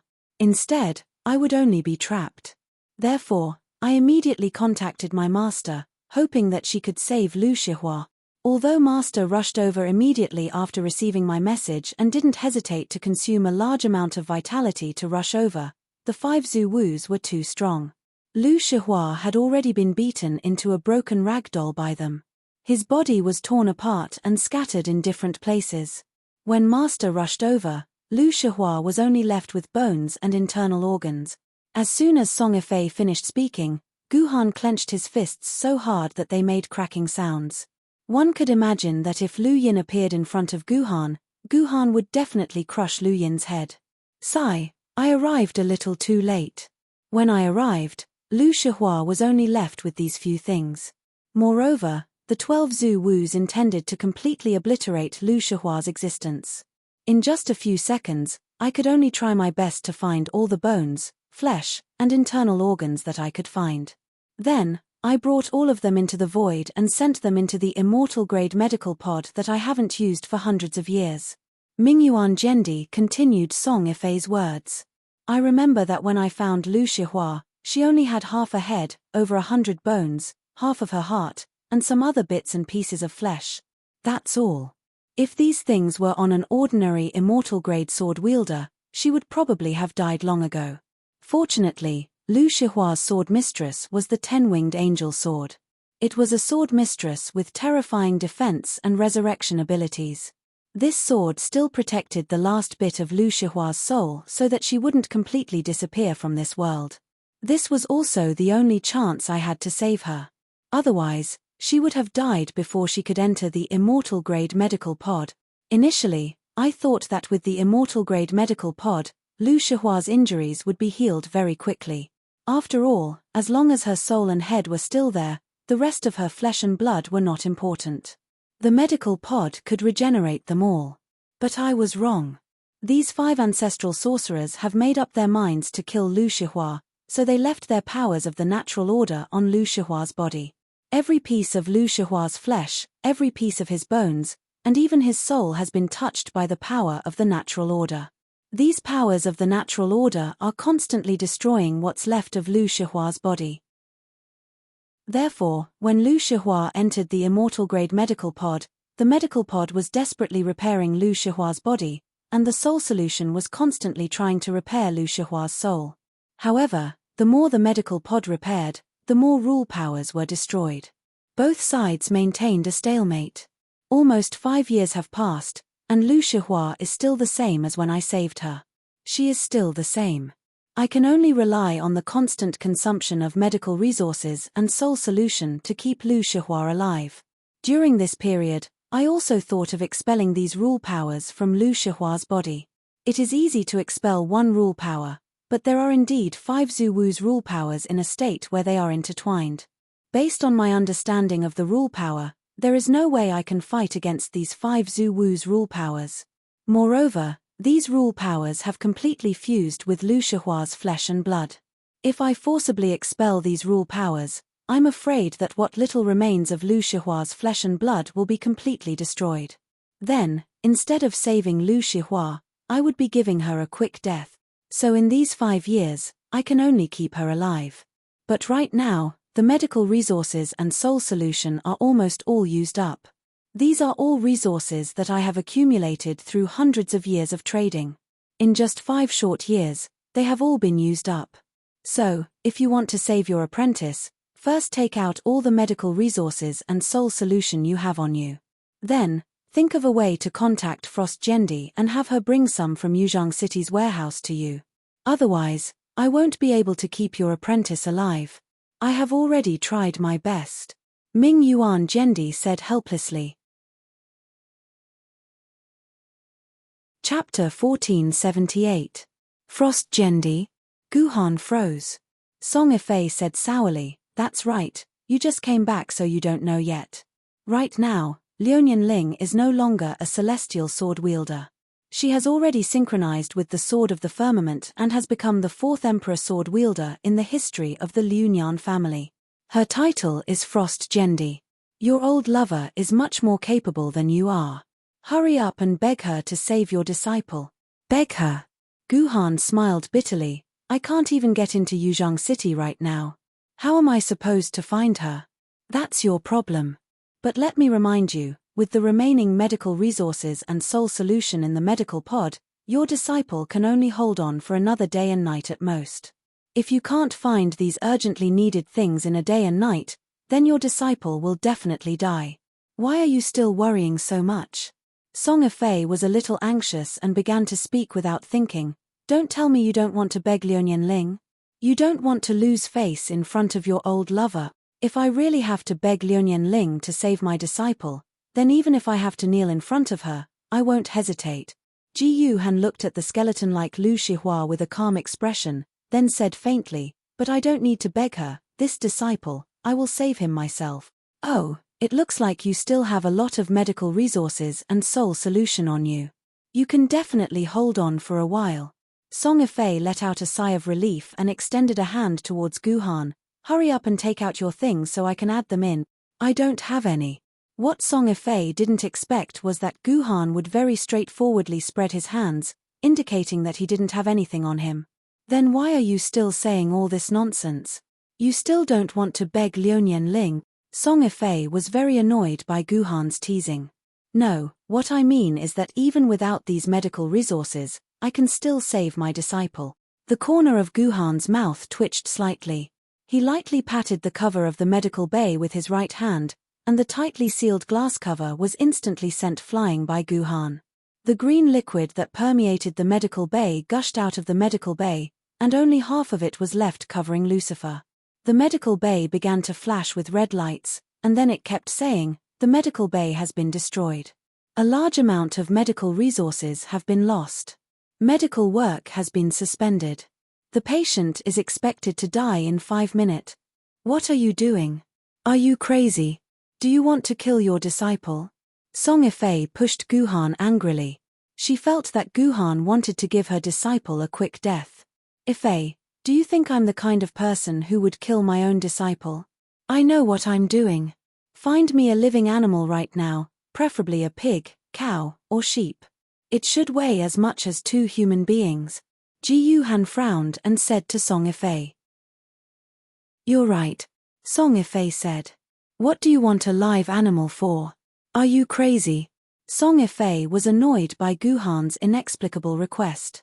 However, before Song Yifei could say anything else, Mingyuan Jendi put his hand on Song Yifei's shoulder. "Be a good girl and do as Guhan says," Mingyuan Jendi said to Song Yifei. "But master..." Song Yifei wanted to say something more. "Go.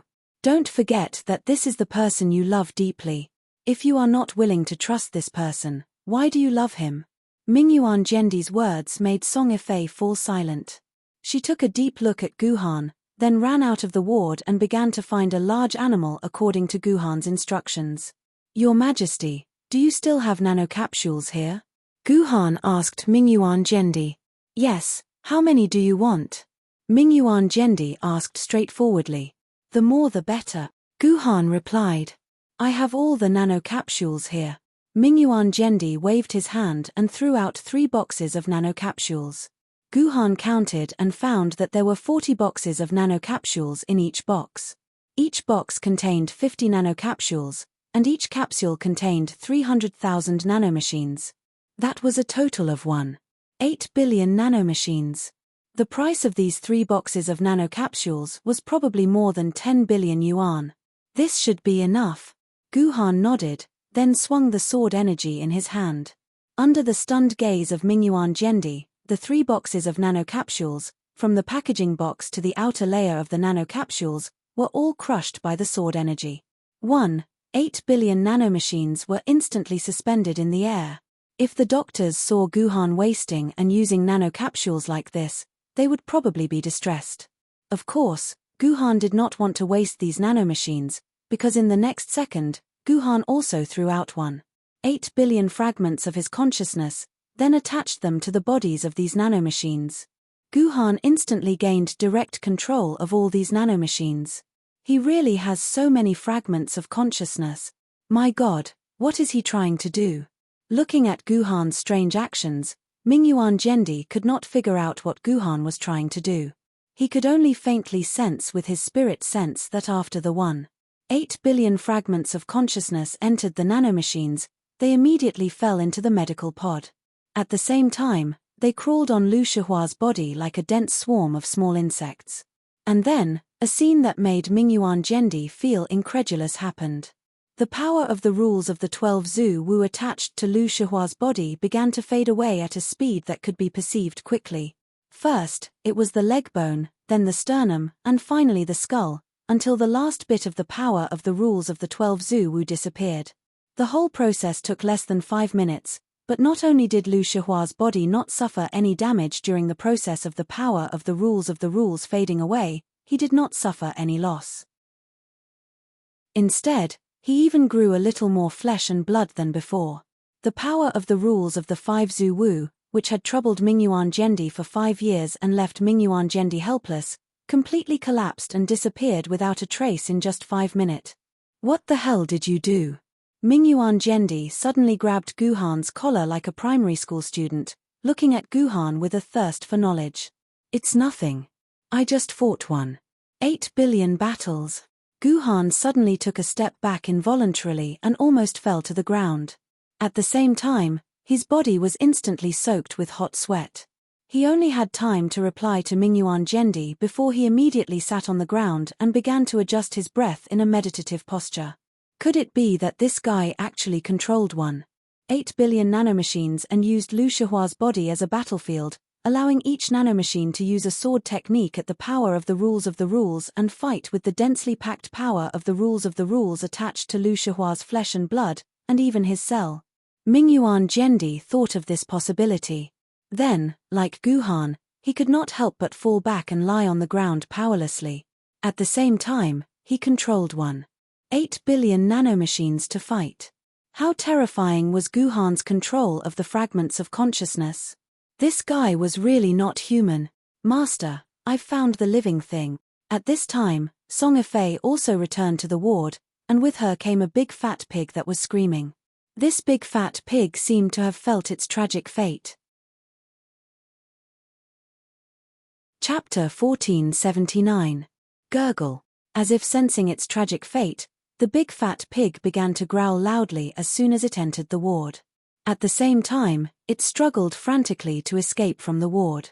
However, how could a pig break free from the control of a sword wielder at the immortal sword tier? Therefore, it could only be thrown into the ward by Song Yifei. Just in time, Guhan opened his eyebrows, and the fat pig, which was still growling, was controlled by Guhan's sword aura to fly directly above the medical bay. In the next second, the fat pig, which was still growling, instantly lost all sound. Its whole body turned into a cloud of blood mist. All the flesh and blood were minced to the size of nanometers by Guhan's sword aura, and finally fell into the medical bay. Guhan, what are you doing? Song Yifei looked at Guhan's operation in confusion, but Guhan did not seem to care about Song Yifei at all. He continued to meticulously control the 8 billion nanomachines to continue working. Don't talk. Your man wants to rebuild his disciple's body. Mingyuan Jendi's hand gently covered Song Yifei's mouth. After hearing his master's explanation, Song Yifei looked even more incredulous. He actually wanted to use the body of a pig to rebuild Lu Shihua's body. What was in Guhan's head? How could he come up with such a ridiculous idea? You don't believe me. In essence, humans and pigs are the same. Their bodies are composed of carbohydrates. Except for some trace elements, there is almost no difference. Therefore, if a person can build a body piece by piece with nano-level materials like building a house, then even the body of a pig can be built. Mingyuan Jendi said calmly. Master. You mean? Guhan is building Lu Shihua's body cell by cell like building a house? Hearing his master's explanation, Song Yifei was completely stunned. This had completely exceeded Song Yifei's imagination. How abnormal must a person be to be able to do such an unbelievable thing? Although Song Yifei did not believe that Ji Yuhan could do this, as time passed, the body that was originally just bones actually began to have tiny capillaries attached to the bones, followed by blood-red flesh. Under Song Yifei's unblinking gaze, the body that was originally just bones actually began to gradually grow. Is this the legendary bone regeneration? Song Yifei murmured to himself in a daze. Unknowingly, 3 days and 3 nights had passed. During these 3 days and 3 nights, Guhan remained in a meditative state. He did not leave Lu Shihua's med bay for even a moment. As for Mingyuan Jendi, after waiting for 2 hours, he lost interest and ran back to his room to play games. Only Song Yifei stayed by Guhan's side and waited with Guhan for 3 days and 3 nights. After 3 days and 3 nights, the skeleton in the med bay had completely disappeared, replaced by a bright red body. The reason why it was a bright red body was that at this time, Lu Shihua had only recovered about 50% of his flesh and blood. There was still about half of his flesh and organs that had not recovered. However, at this time, Guhan didn't seem to intend to repair it so painstakingly. Guhan took out his med bay, and then instantly transferred Lucy Hua's body into his med bay. Guhan's med bay instantly lit up with a green indicator light, indicating that it was working. At the same time, the display panel began to show that Lucy Hua's incomplete body was being treated. Clearly, at this time, Lucy Hua's body had reached the point where Guhan didn't need to directly control the nanomachines to treat him. The med bay could already undertake the following treatment work. F***CK, you really saved him. Guhan, you're so cool. How can you be so awesome? Song Ifei, who was a nurse, could of course see that Lucy Hua was fine at this time. As long as he came out of the med bay, he would be a living person again. She immediately couldn't suppress the excitement in her heart. She patted Guhan's shoulder hard and asked curiously at the same time. As a former nurse, Song Ifei was even more curious about how Ji Yuhan had managed to do all that. But what Song Ifei didn't expect was that when she patted Guhan's shoulder, Guhan suddenly fell down and fainted. Song Ifei was so shocked that she immediately felt for Guhan's pulse. Only then did she realize that Guhan was just tired and had fallen asleep. After 3 days and 3 nights of non-stop control of 1.8 billion nanomachines to carry out a high-precision physical repair project, even for someone like Guhan, his energy was at the point where he was about to collapse. This child, has he been watching over me all night? When Guhan opened his eyes again, he found Song Ifei lying on the edge of the bed with a trace of saliva hanging from the corner of her mouth. It was obvious that she was sleeping soundly. Guhan couldn't bear to disturb Song Ifei's sweet dreams. His body instantly disappeared from the bed. The next second, he was already standing in the room with his clothes on. And Lucy Hua's med bay happened to be in Guhan's room. Looks like this child is recovering well. He should be able to wake up soon. What made Guhan completely relieved was that the person in the med bay was no longer that terrifying and strange flesh and blood. Instead, it was Lucy Hua with his somewhat seductive pink skin. Judging from the progress bar of the med bay, Lucy Hua's body had almost recovered. The next step was to wait for Lucy Hua's soul to wake up from its long sleep. It actually consumed 2 billion of my consciousness fragment. After confirming that Lucy Hua was fine, Guhan couldn't help but show a pained expression. The reason why Guhan fell into a deep sleep so weakly was not only because he had consumed a lot of energy to control so many nanomachines, but also because Guhan had turned all 2 billion of his consciousness fragments into the most basic soul energy and sent them into Lucy Hua's soul. Although Mingyuan Jiandi had preserved a little bit of Lucy Hua's soul, this little bit of soul was too little. At the same time, under the wear and tear of the 12 Zuwu rules, it had become extremely fragile.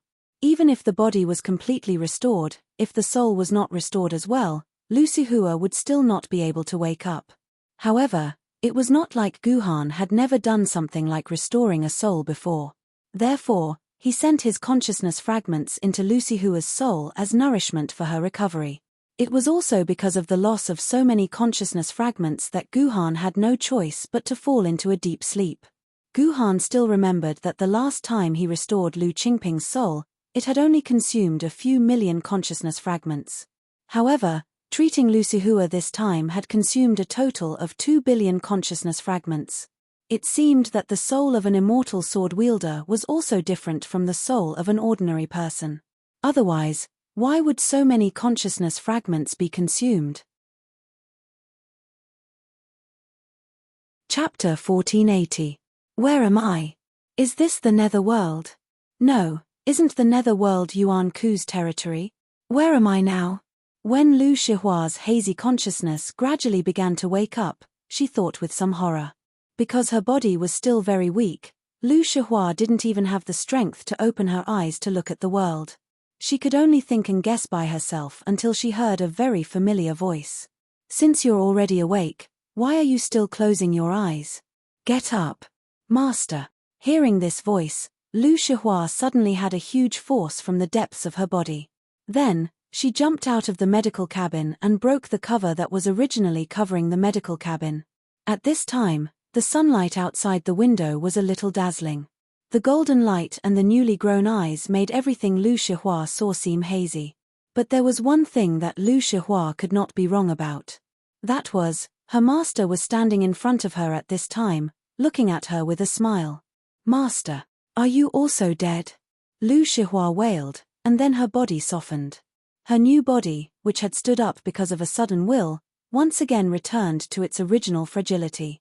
Her whole body fell back into the medical cabin. Silly child, how can you curse your master to die as soon as you see him? Guhan glared at Lu Shihua, and then in a flash, Lu Shihua's naked body was held in Guhan's arms. Guhan's eyes swept over Lu Shihua's whole body, and found that everything had indeed returned to a perfect state. He nodded with satisfaction, and then picked up a set of Song Yifei's clothes that had been prepared in advance, and directly put it on Lu Shihua's body to cover her exposed body. Master, I am not dreaming. Am I not already dead? Lu Shihua opened her eyes again urgently, looked at Guhan, and said weakly, Come on. You are not dead, I promise you are not dead. Song Yifei on the side could not stand it anymore, and said sourly. At the same time, she put a bowl of snow-white porridge on the bedside table beside the bed. Miss Yifei. Seeing Song Yifei, Lu Shihua was shocked too. She had never thought that she would see Song Yifei here. For more than an hour, Lu Shihua was immersed in the joy of reuniting with Guhan. He spoke incoherently for a long time before he gradually regained his senses. Guhan also told Lu Shihua everything that happened after Lu Shihua's body was dismembered by 12 Zuwu. Lu Shihua finally understood why he could come back from the dead. Miss Yifei. Thank you. I'll kowtow to you. Lu Shihua was a grateful person, so after knowing that he was saved by Song Yifei, he immediately struggled to kneel down to thank Song Yifei. Song Yifei was unwilling to accept Lu Shihua's kneeling, but he didn't know how to persuade Lu Shihua, so he directly ran out of the ward, leaving Guhan and Lu Shihua alone in the ward. Master, I've troubled you again. If it weren't for you, I'm afraid I would still be a skeleton.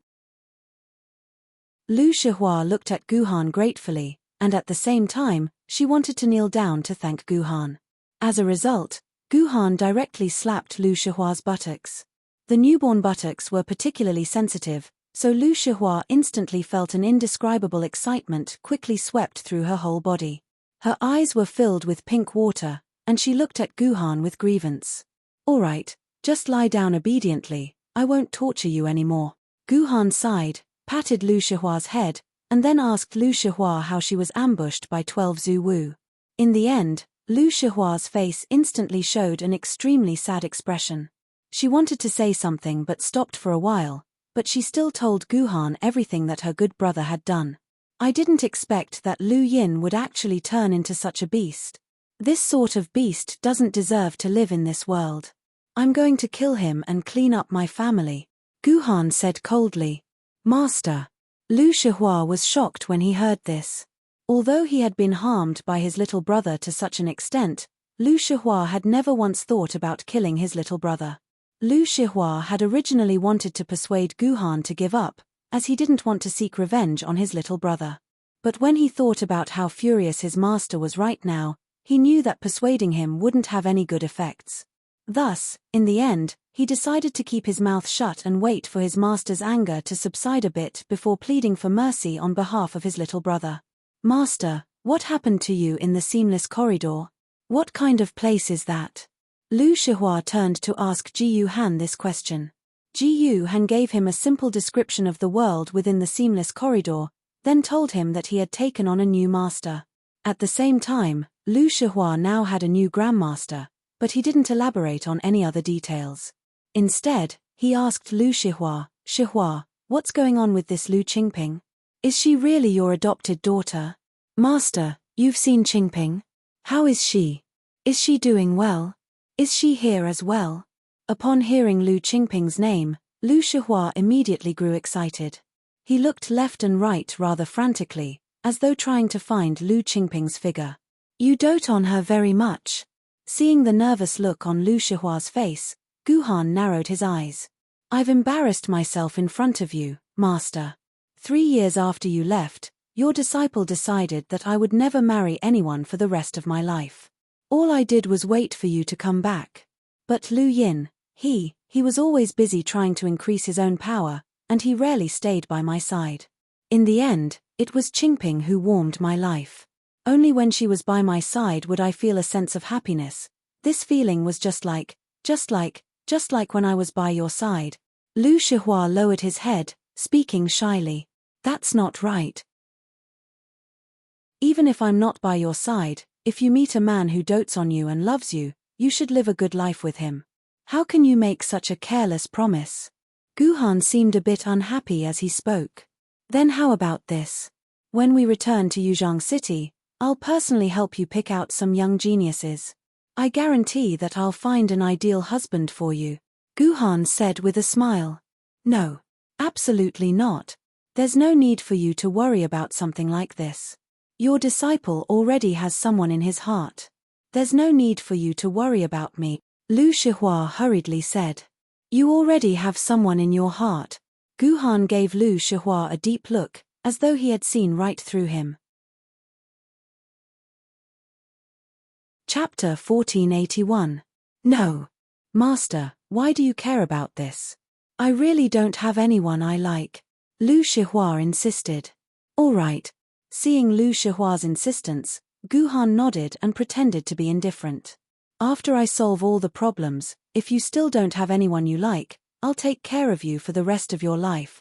Master. Lu Shihua raised his head in shock and looked at his master. What he got in return was an affirmative look from Guhan. Lu Shihua's eyes instantly became moist.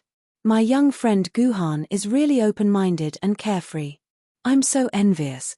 Suddenly, a voice interjected.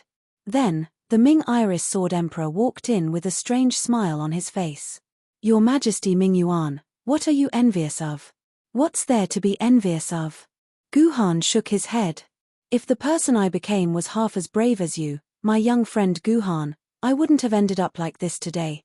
Ming Yuan Jendi shook his head with a wry smile. His eyes had a deep look, as if he was recalling some unbearable past. At that moment, Guhan suddenly remembered. According to the records, Ming Yuan Jendi had once had a passionate love affair with a man. However, the love ended in a twist. After Ming Yuan Jendi ascended to the throne, he used his power to erase the whole thing. Therefore, the later generations did not know the truth of the love affair. They only evolved many different versions of the story based on the stories that were circulated among the people. One of the versions was that Ming Yuan Jendi fell in love with his sister's man, and the two sisters turned against each other. In the end, the man committed suicide. Well, it was really hard to explain what happened in the past. All right, let's not talk about these boring things. But my young friend Guhan, I really admire you. Your control of the consciousness fragments has reached such a high level. It's still more than 100, no, more than 1,000 Ming Yuan Jendi. I admire you. Ming Yuan Jendi said sincerely. I wouldn't dare. Guhan responded humbly. Thank you, Ming Yuan Jendi, for saving my disciple's life. I'll do my best to repay you in the future. However, since my disciple has recovered, I'll take him back to Yuzhang City. Right now, the Yuan coup must have surrounded Yuzhang City. I can't stay here any longer. I have to go back. That's what I wanted to tell you. The demonic Iris Sword Emperor nodded. I didn't expect Ji Yu Han to have such a reputation amongst the Yuan bandits. There have been 8 universe-level bandits and even a desolate-level bandit who took the initiative to attack. They've already entered Yuzhang City. Thanks to the help of this force, Yuzhang City and the 12 Zhu Wu are now entangled with each other. In my opinion, it won't be a problem to guard it for a month or two. You don't have to worry too much, Guhan. Guhan was shocked by Ming Yuan Jendi's words. He really did not expect that at such a critical moment, the Yuan coup would take the initiative to lend a helping hand to Yuzhang City. Then I have to go back even more. Ji Yu Han sighed. Since my friends have acted on my behalf, there's no reason for me, as their master, to stay here any longer. I have to leave. It seems that you've made up your mind to leave. Ming Yuan Jendi looked deeply at Guhan and said, but before I leave, I have something to give you. Come with me. Okay. Guhan did not hesitate and directly followed Ming Yuan Jendi. This is the information about the 12 Zhu Wu. Some of it is absolutely unknown to you humans. Take a look, it will be of some help to you. After entering the room where the black crystal was suspended, Mingyuan Jendi threw a piece of paper in front of Guhan. The core of the 12 Zhu Wu is the blood bead. As long as the blood bead is not destroyed, the 12 Zhu Wu will never die. The last trump card of the 12 Zhu Wu is the 12 divine beings killing formation, which can gather the real body of Pangu and exert strength infinitely close to that of a sage. In the world, there is no other way to deal with it except the Ju Tian starfighting formation. Among the Wu people, there is a great wizard named Ying Zheng who is still alive. He is hidden among the humans. The demon clan has met him by chance and fought with him. Ying Zheng seems to be different from us. There is no filth in his body. Ying Zheng is very ambitious and covets the 12 Zhu Wu's Zhu Wu blood bead. Once he gets the 12 drops of Zhu Wu's blood essence, Ying Zheng can break through and reach the level of Zhu Wu. And once he takes the 12 Zhu Wu's blood bead, it is possible for Ying Zheng to break through the level of Zhu Wu and reach the level of a sage. Just as Mingyuan Jendi had said, the information about the 12 Zhu Wu's was unexpectedly detailed, and even included many of the 12 Zhu Wu's background. What was more frightening was that even Ying Zheng, an existence who had been hidden for thousands of years, was also described in great detail in the information, and even exposed Ying Zheng's ambition. The information made Guhan shocked. If the 12 Zhu Wu's strength was really so terrifying, then he might not be able to completely reverse the situation even if he went up there. At most, he could only buy some time for Yuzhang City. More importantly, from this information, Guhan had completely deduced Ying Zheng's ambition and ultimate goal. He knew that Ying Zheng would release the 12 Zhu Wu's sooner or later, because Ying Zheng could only kill the 12 Zhu Wu's and get the Zhu Wu's blood bead in their bodies by using the power of the entire human race. If this information was given to the human race before the 12 Zhu Wu's broke through the seal, then the human race would definitely be aware of Ying Zheng's ambition, and it would be impossible for them to give Ying Zheng such a chance. It could be said that if this information had been given to the human race earlier, the human race would not have to suffer such heavy casualties today. Your Majesty, where did you get this information? Is it accurate? Why didn't you give it to the human race earlier? Guhan asked nervously and angrily. I don't know if it's accurate or not, but I can tell you that I got this information from the heavenly court. Mingyuan Jendi said faintly, as for why I didn't give it to the human race, we'll have to settle the score from 300 years ago. More than 300 years ago, the 12 Zhu Wu's also appeared once. Do you know how the 12 Zhu Wu's were sealed back? Of course I know this. The human race joined forces with the heavenly court and used the Ju Tian star battle formation together with the heavenly court. That was how the 12 Zhu Wu's were sealed outside the Shanhai Pass. Guhan said. That's right, but how do you think the human race and the heavenly court, who were originally mortal enemies, could suddenly cooperate with each other and establish absolute trust? Mingyuan Jendi sneered. Back then, the human race's 3 Jendis were forced into a corner by the 12 Zhu Wu's, and Yangjing City was on the verge of collapse. They could only be thick-skinned and send someone to me, hoping that I could be the middleman to contact the heavenly court and use the heavenly court's power to deal with the 12 Zhu Wu's. After all, I'm still a human. Of course, I couldn't bear to see the human race suffer such casualties. So, I agreed and contacted the heavenly court on behalf of the human race. In the end, the human race's Wusheng Jendi and the Jade Emperor started a negotiation in my Mingyuan city. In the end, the heavenly court agreed to join forces with the human race to deal with the 12 Zhu Wu's and build the Ju Tian star battle formation to suppress the 12 Zhu Wu's. However, the human race and the heavenly court have been at war for hundreds of years.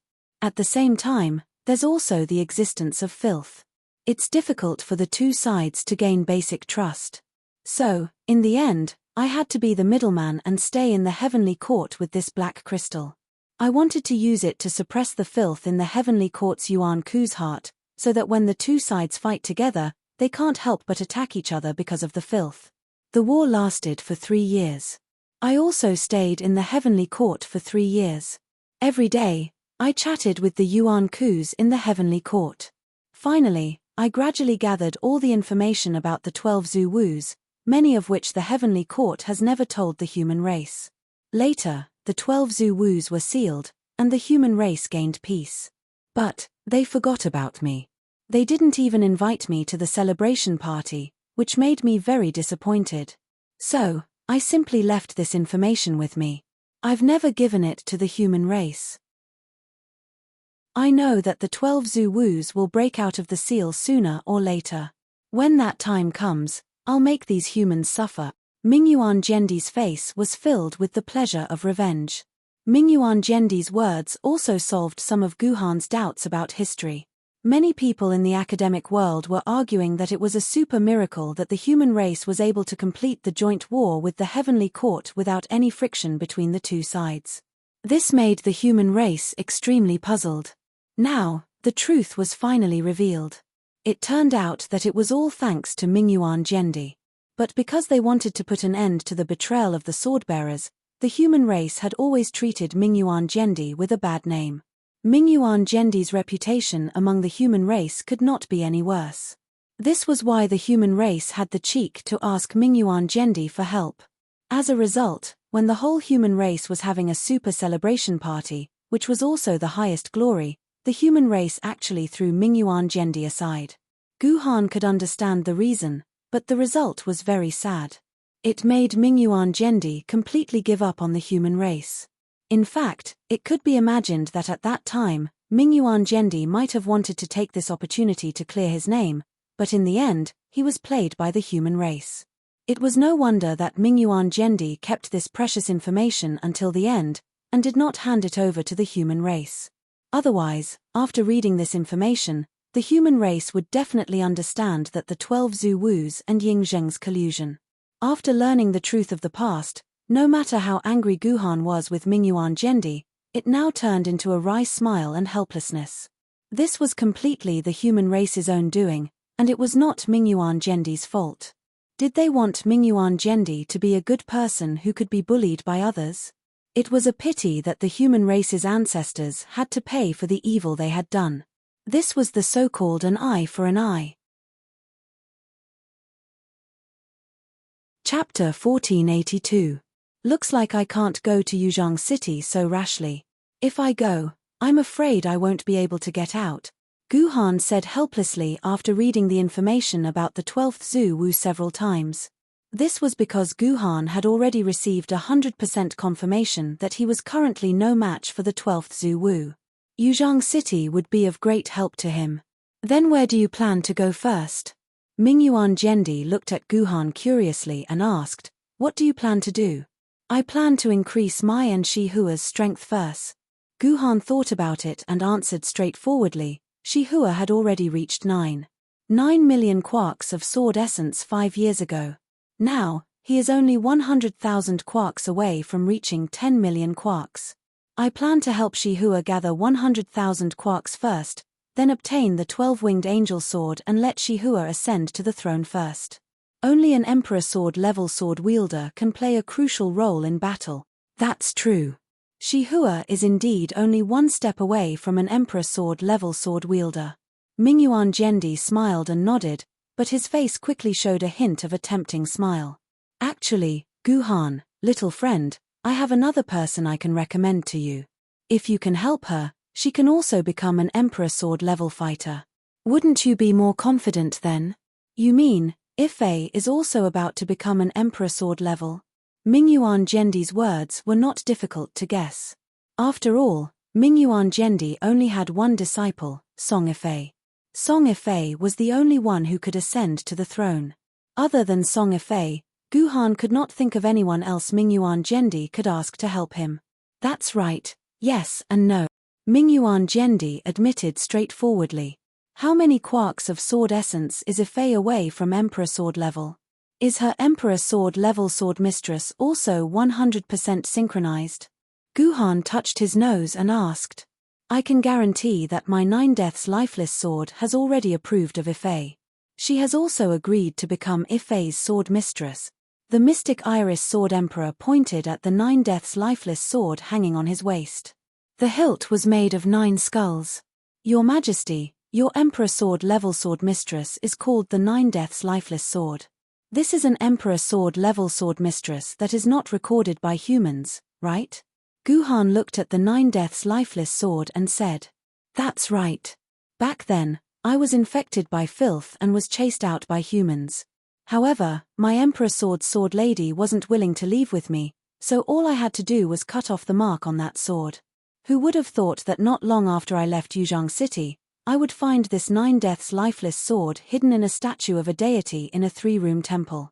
Compared to the previous sword, this 9 deaths lifeless sword is more compatible with me. Thus, it became my new Emperor sword lady. The demonic iris sword emperor caressed the 9 deaths lifeless sword's bone-like blade as he spoke.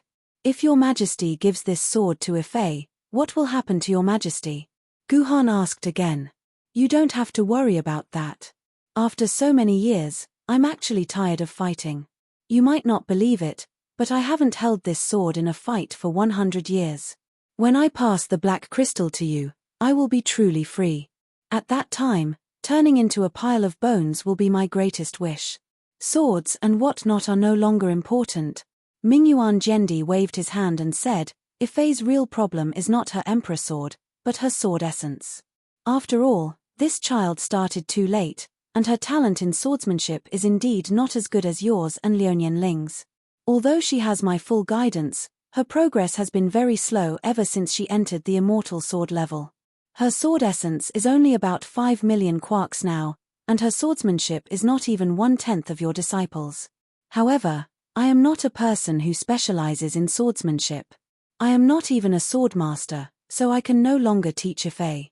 I can only ask you to teach her some swordsmanship on my behalf. At the same time, help her increase her sword essence to 10 million quarks. Then, I will be satisfied.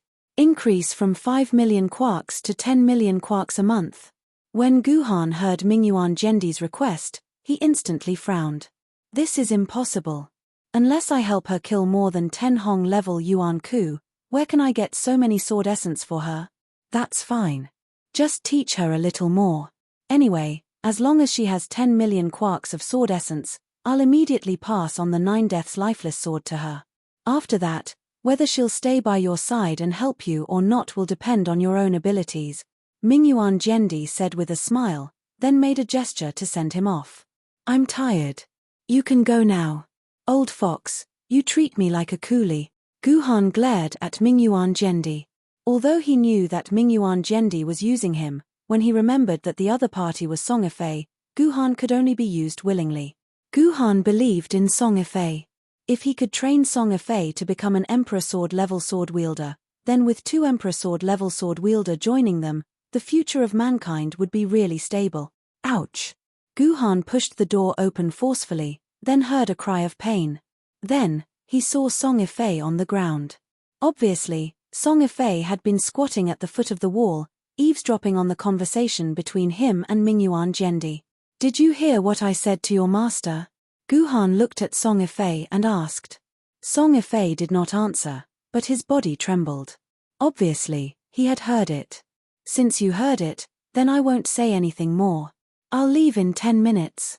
If you want to go with me, go and pack your things. I'll only wait for you for 10 minutes.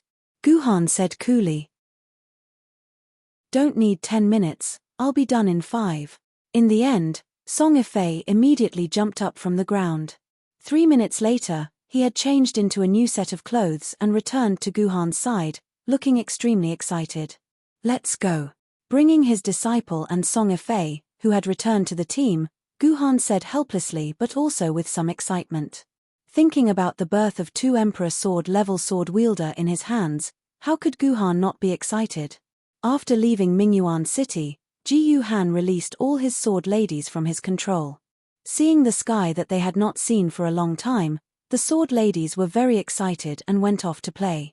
Only Qingpin was still lazily in the infant pouch in front of Guhan's chest, looking like he had not had enough sleep. This fellow. It had been a long time since Guhan felt like he had a child in front of his chest. Stroking Qingpin's little head, Guhan could not help but smile. Stupid Daddy Guhan, you pinched my important part. You have to take responsibility. Suddenly, a child's childish voice came from Qingpin's hair. Guhan pulled the child out to take a look. He realized that his 2 fingers were pinching the pelvis between the 4th pauper's legs. No wonder the 4th pauper was angry to express his displeasure. Pervert. Guhan Daddy is a big pervert. The third pauper flew out from Qingpin's hair and shouted. The rest of you, come out. Looks like I have to teach you a lesson today, Guhan said slightly jokingly. However, when Guhan searched in Qingpin's hair for a while, he was surprised to find that other than the third pauper and the fourth pauper, the other 6 little fellows were not in Qingpin's hair at all. Why are there only 2 of you? Where are your other sisters? Guhan felt a little strange and asked. They are sleeping in my scabbard. They did not come out. Qingpin took the initiative to answer for the third pauper and the fourth pauper. They have been sleeping in your scabbard for more than 10 years. Why haven't they slept enough? Guhan asked in confusion. Qingph, I didn't sleep enough either. Qingpin said with a yawn. This is different. You really like to sleep, but they have never been like you. Guhan put the third pauper and the fourth pauper back on Qingpin's head. Then he asked the fourth pauper, what happened to your sisters? Is there something wrong with their bodies? I don't know. Who knows about these stupid sisters? The third pauper said with a pout. That's right. Those idiots love to sleep. They deserve not to grow up. The fourth pauper also mumbled. Aren't you too sleepy? Looking at the third pauper and the fourth pauper who were still alive and kicking, Guhan asked curiously. Not sleepy at all. If you don't believe me, look. The fourth pauper suddenly spat out a column of water from his mouth. It washed over Guhan's finger. It actually froze Guhan's finger directly. A freezing force went all the way up along Guhan's finger and even invaded Guhan's heart. Me too. When the third pauper saw the fourth pauper spit out water, he immediately followed suit. The same column of fire sprayed out. The same burning force of the flame followed Guhan's finger and invaded Guhan's heart. Rule force. Guhan's heart moved. The 2 forces of water and fire were shattered by Guhan's sword rule. However, this way, Guhan could also be sure that the fourth pauper was indeed using the water rule force. This was because when rule force and rule force attacked each other, there would be a rule force shockwave. This shockwave was the evidence to prove the existence of rule force. By the way, the fourth pauper once absorbed some kind of water artifact. After becoming a gem, he was resurrected. The third pauper also absorbed all the power of Bran's fire origin and became a gem. Then, he was resurrected. Guhan recalled that the third pauper and the fourth pauper had both become gems and then resurrected. It seemed that the rule force in their bodies was born from that change. Further speculating, the reason why the third pauper and the fourth pauper could still maintain their vitality, instead of hiding in the scabbard drowsily like their sisters. Could it be that the 2 of them had such a change, but the other 6 did not? Thinking of this, Guhan immediately poured out all the 6 little guys in Qingpin's Cambridge from the dimensional space. As a result, Guhan found that the situation was not good. How could these little fellows be greedy for sleep? It was obvious that they were drowning. Poor Qing was an idiot. If it weren't for Ji Yuhan's timely discovery, these 6 little fellows would have all died in less than a month or 2. Damn it, everything is coming together. Guhan couldn't help but feel a headache. At such a critical and important moment, the 6 paupers encountered such a crisis. Chapter 1483. Guhan, what's wrong with them? Seeing the remaining 6 poor people lying on the ground, looking like they could die at any time, even Qingpin immediately woke up from her sleep and looked at Guhan nervously. Well, although I don't know what's going on, from a doctor's point of view, if we treat these 6 little guys as human beings, looking at their faces, they should be starving or about to starve to death. Song Ifei looked at the 6 little guys and said strangely, don't you usually feed them? Of course, the 8 of them eat more than I do. How could they be hungry? Qingpin said with a pout. To be able to compare with Qingpin in terms of appetite, the 8th poor person's appetite was indeed not bad. That's strange. They clearly look like they're dying from hunger. Of course, I'm just analyzing it from a human point of view, Song Ifei said with a bitter smile. No, they're really starving, Guhan said with a serious expression. Don't forget, the 3rd poor person and the 4th poor person are fine, but the other little guys are sick. This means that the cause of the disease is the difference between the third poor person and the fourth poor person and the other 6 little guys. The only difference is that the third poor person and the fourth poor person have turned into gems before and have changed back. But the remaining 6 little guys have never done this before. This is probably the cause. The third poor person, the fourth poor person, why did you turn into gems in the first place? Do you know? Guhan grabbed the third poor person and the fourth poor person who were anxiously circling around his sisters and asked. Of course, it's because the 2 of us have absorbed enough origin energy. The third poor person and the fourth poor person immediately replied. Thinking about it this way, it was indeed the case. The third poor person had absorbed the water attribute divine artifact, while the fourth poor person had absorbed the origin energy of a fire attribute meteor level Yuan Ku. Then I understand. Ji Han nodded. I remember Misaka Mikoto saying that the few of you were formed from the 8 zombie mothers after they died. Each of you needed 8 different elements to recover your true strength. Now that the 2 of you have absorbed enough origin elements, the 6 of you haven't absorbed any at all. It seems like the origin elements in their bodies are insufficient. That's why they're starving to the point where they're on the verge of death. Looks like we'll have to find a way to replenish their origin element. Ji Han was able to analyze the situation based on the clues he had gathered. But Guhan, this is only your guess. No one knows if this is the reason or not. Song Ifei said with a frown. That's easy.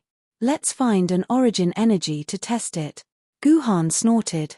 The Black Mountain Goblin, a dignified universe-level Yuan bandit, was a famous existence. More importantly, the Black Mountain Goblin had taken the lives of many male sword-bearers and humans. Over the past few hundred years, there were almost 1,000 of them. The reason for this was that the Witch of the Black Mountain's demonic magic did not absorb the essence of the sun and the moon, but relied on the essence of men to live. Every 100 days or so, she must need the essence of an adult man to supplement her demonic magic. Otherwise, the Witch of the Black Mountain would die because of the backfire of her own demonic power. Over the past few hundred years, the Black Mountain Witch had killed so many people that it was at the top of the humans' must-kill list. Many immortal sword-level sword-bearers were looking for the Black Mountain Witch's lair everywhere. They wanted to kill this damned fellow to avenge those who had died. The old demon of Black Mountain was also well aware of this. Therefore, except for the necessary foraging, the old demon of Black Mountain hid in this nest and never showed up, lest he was killed by those sword-bearers of the immortal sword realm who were looking for him everywhere. But recently, the Black Mountain Witch had to come out every day, because it had not eaten the essence of an adult man for almost 100 days. Recently, all the human beings had retreated to Yuzhang City. Of course, the Black Mountain Witch did not have the courage to go to Yuzhang City to find food, but she could not even meet a team of sword-bearers outside. In desperation, the Black Mountain Witch could only search all over the world to see if she could be lucky enough to find 1 or 2 men and absorb their essence.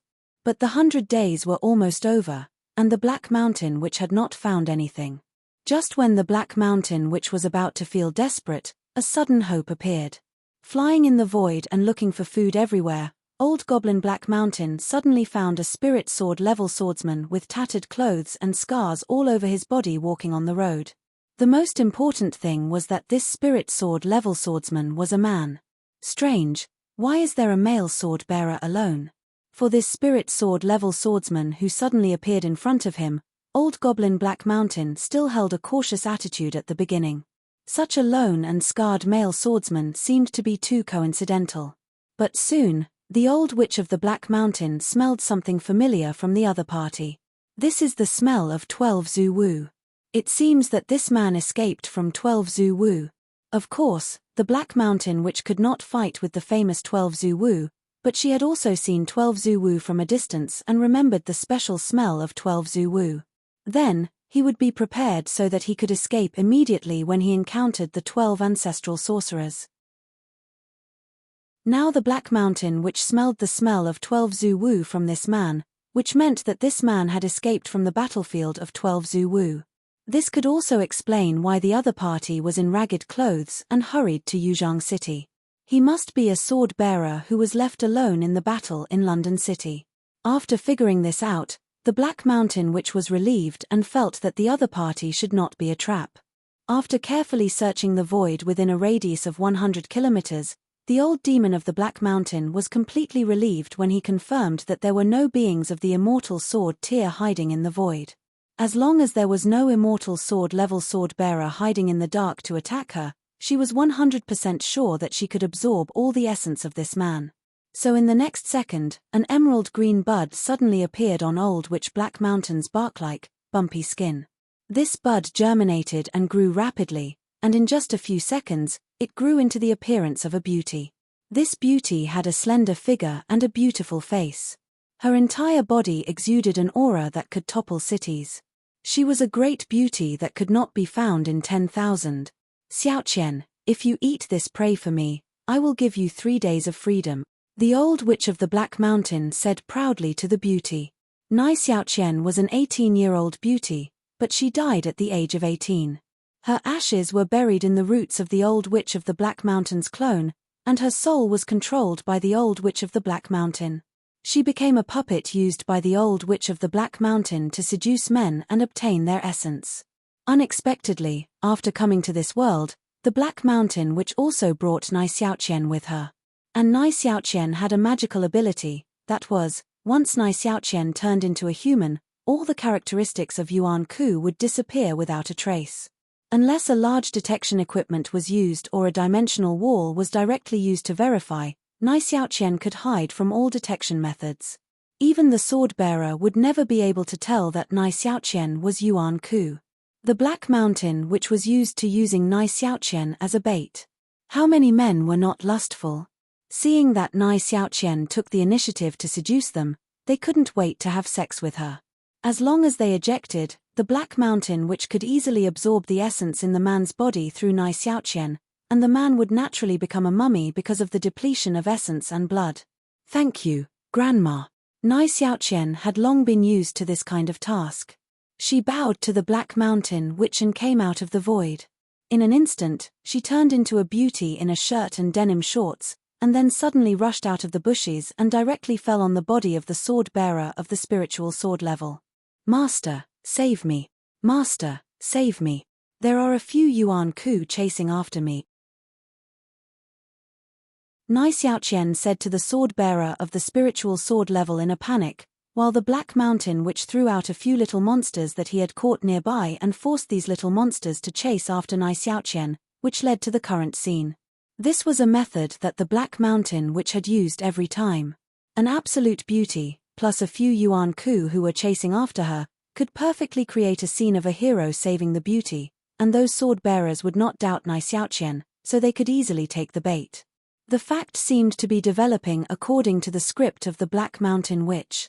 Although the opponent was badly wounded, he still killed those unlucky little monsters very neatly.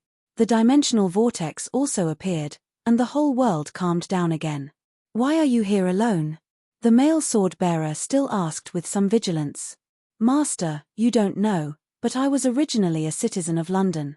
When I was moving with the army, I accidentally got separated and stayed in this forest for a long time. In the past, because of luck, I didn't meet Yuan Ku. I didn't expect to be found by Yuan Ku today. If I hadn't met Master, I'm afraid I would have become the food of these Yuan Ku. Nai Xiaoqian said with tears. Poor. Don't worry, I will take care of you. I will take you back to Yuzhang City. The sword-bearer immediately patted his chest and said. Thank you, Master. Nai Xiaoqian bowed again, and then her face suddenly turned a little pink, and she said shyly, Xiaoqian will never forget your great kindness. I have nothing to repay you with, so let me use this body to make you happy for a moment. How can I do that? The sword-bearer blushed and said quickly. This is a gift from me. Do you think I'm ugly, Master? Nai Xiaoqian suddenly threw herself into the man's arms, then reached down and grabbed, and said coquettishly, Master, you don't know, I've been in this forest for more than a month. Although I can still feel the mouth above, the mouth below feels hungry every day. Master, please touch it. It's already a muddy place. Master, please treat it as saving me. Nai Xiaoqian couldn't wait to throw herself on the man. After hesitating for a while, She immediately took out a tent from her dimensional pocket. The two immediately entered the tent and began to sleep. Chapter 1484. Ha ha ha, men are really stupid animals. This is great, I can finally eat my fill for a while. The old witch of Black Mountain immediately sent his demon power into Nai Xiaoqian's body, ready to absorb the opponent's essence through Nai Xiaoqian. But as soon as the old witch of Black Mountain's demon power entered Nai Xiaoqian's body, he immediately found that something was wrong. There was another rule power in Nai Xiaoqian's body, and this rule power seemed to have been waiting for him for a long time. As his demon power appeared, it immediately went up and attacked his body. Not good. Someone is plotting against me, retreat. The old witch of Black Mountain realized that something was wrong on the spot and immediately prepared to retreat, but it was too late. The rule of the whole void suddenly shook, and the old witch of Black Mountain was directly shaken out of the void. The tent was also taken back. Nai Xiaoqian, whose clothes were disheveled, knelt on the ground and looked at everything in front of her in horror, while the man stared at the old witch of Black Mountain majestically like Ling Yu plotted against me. How could the old witch of Black Mountain not understand that he had been plotted against by the man in front of him? Humph, old witch of Black Mountain, when you plotted against my human compatriots, did you ever think about this day? This man was naturally Guhan. He didn't want to talk nonsense with the old witch of Black Mountain anymore, so he directly sent several sword chiefs to kill him. You are a spirit sword level swordsman, so what if you plotted against me? I originally wanted to let you die in a gentle place, but now it seems that I have to kill you. Although I will lose some of my essence, you asked for it. The old witch of Black Mountain said angrily, and countless branches and tendrils rushed out from all over the ground and rushed toward Guhan, trying to strangle Guhan into pieces. You are really a plant type Yuan Ku. Seeing the branches and tendrils all over the sky, a smile appeared on Guhan's face, which made the old witch of Black Mountain panic. He made up his mind that he would not kill this man for now. As long as his vines could trap this man, he would immediately turn around and escape. He would definitely not waste any more time here. However, the witch of Black Mountain made a mistake, that was, her vines could not trap Guhan for even a second. Suddenly, more than 10 streams of sword chi came down from the sky, and all the vines of the witch of Black Mountain were instantly destroyed by these sword chi. A woman in white slowly floated down from the sky, looking at the witch of Black Mountain with disdain. She was not even interested in talking to her. Carnate Cardinal Treasure. Carnate Cardinal Treasure. Seeing this woman, the old witch of the Black Mountain was shocked. Although she did not know the immortal extinguishing sword, she knew the aura of the primordial treasure.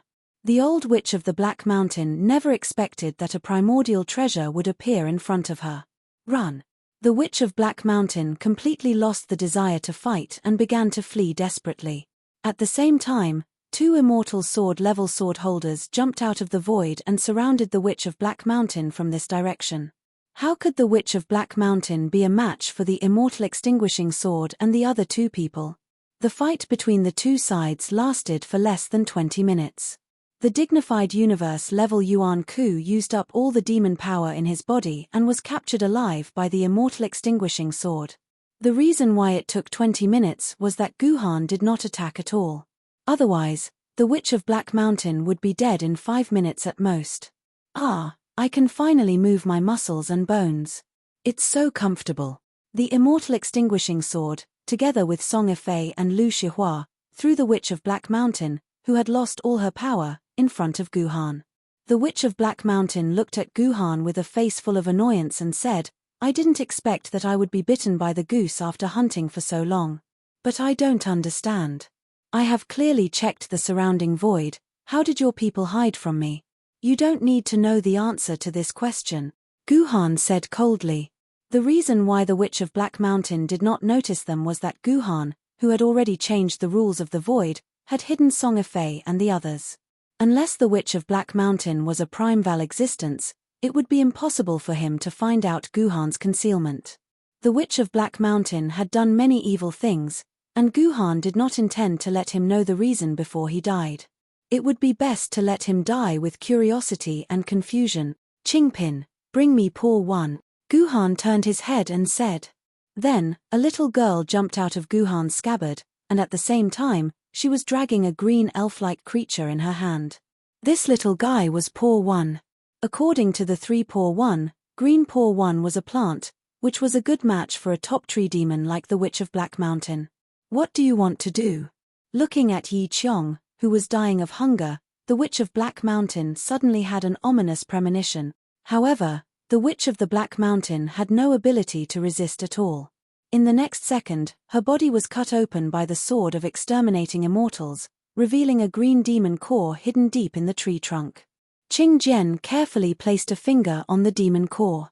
Yi Qiong, who was on the verge of death just now, instantly jumped up and bit the green demon core of old Witch of Black Mountain. No! The Witch of Black Mountain let out a desperate cry, trying her best to drive Paw One out of her monster core.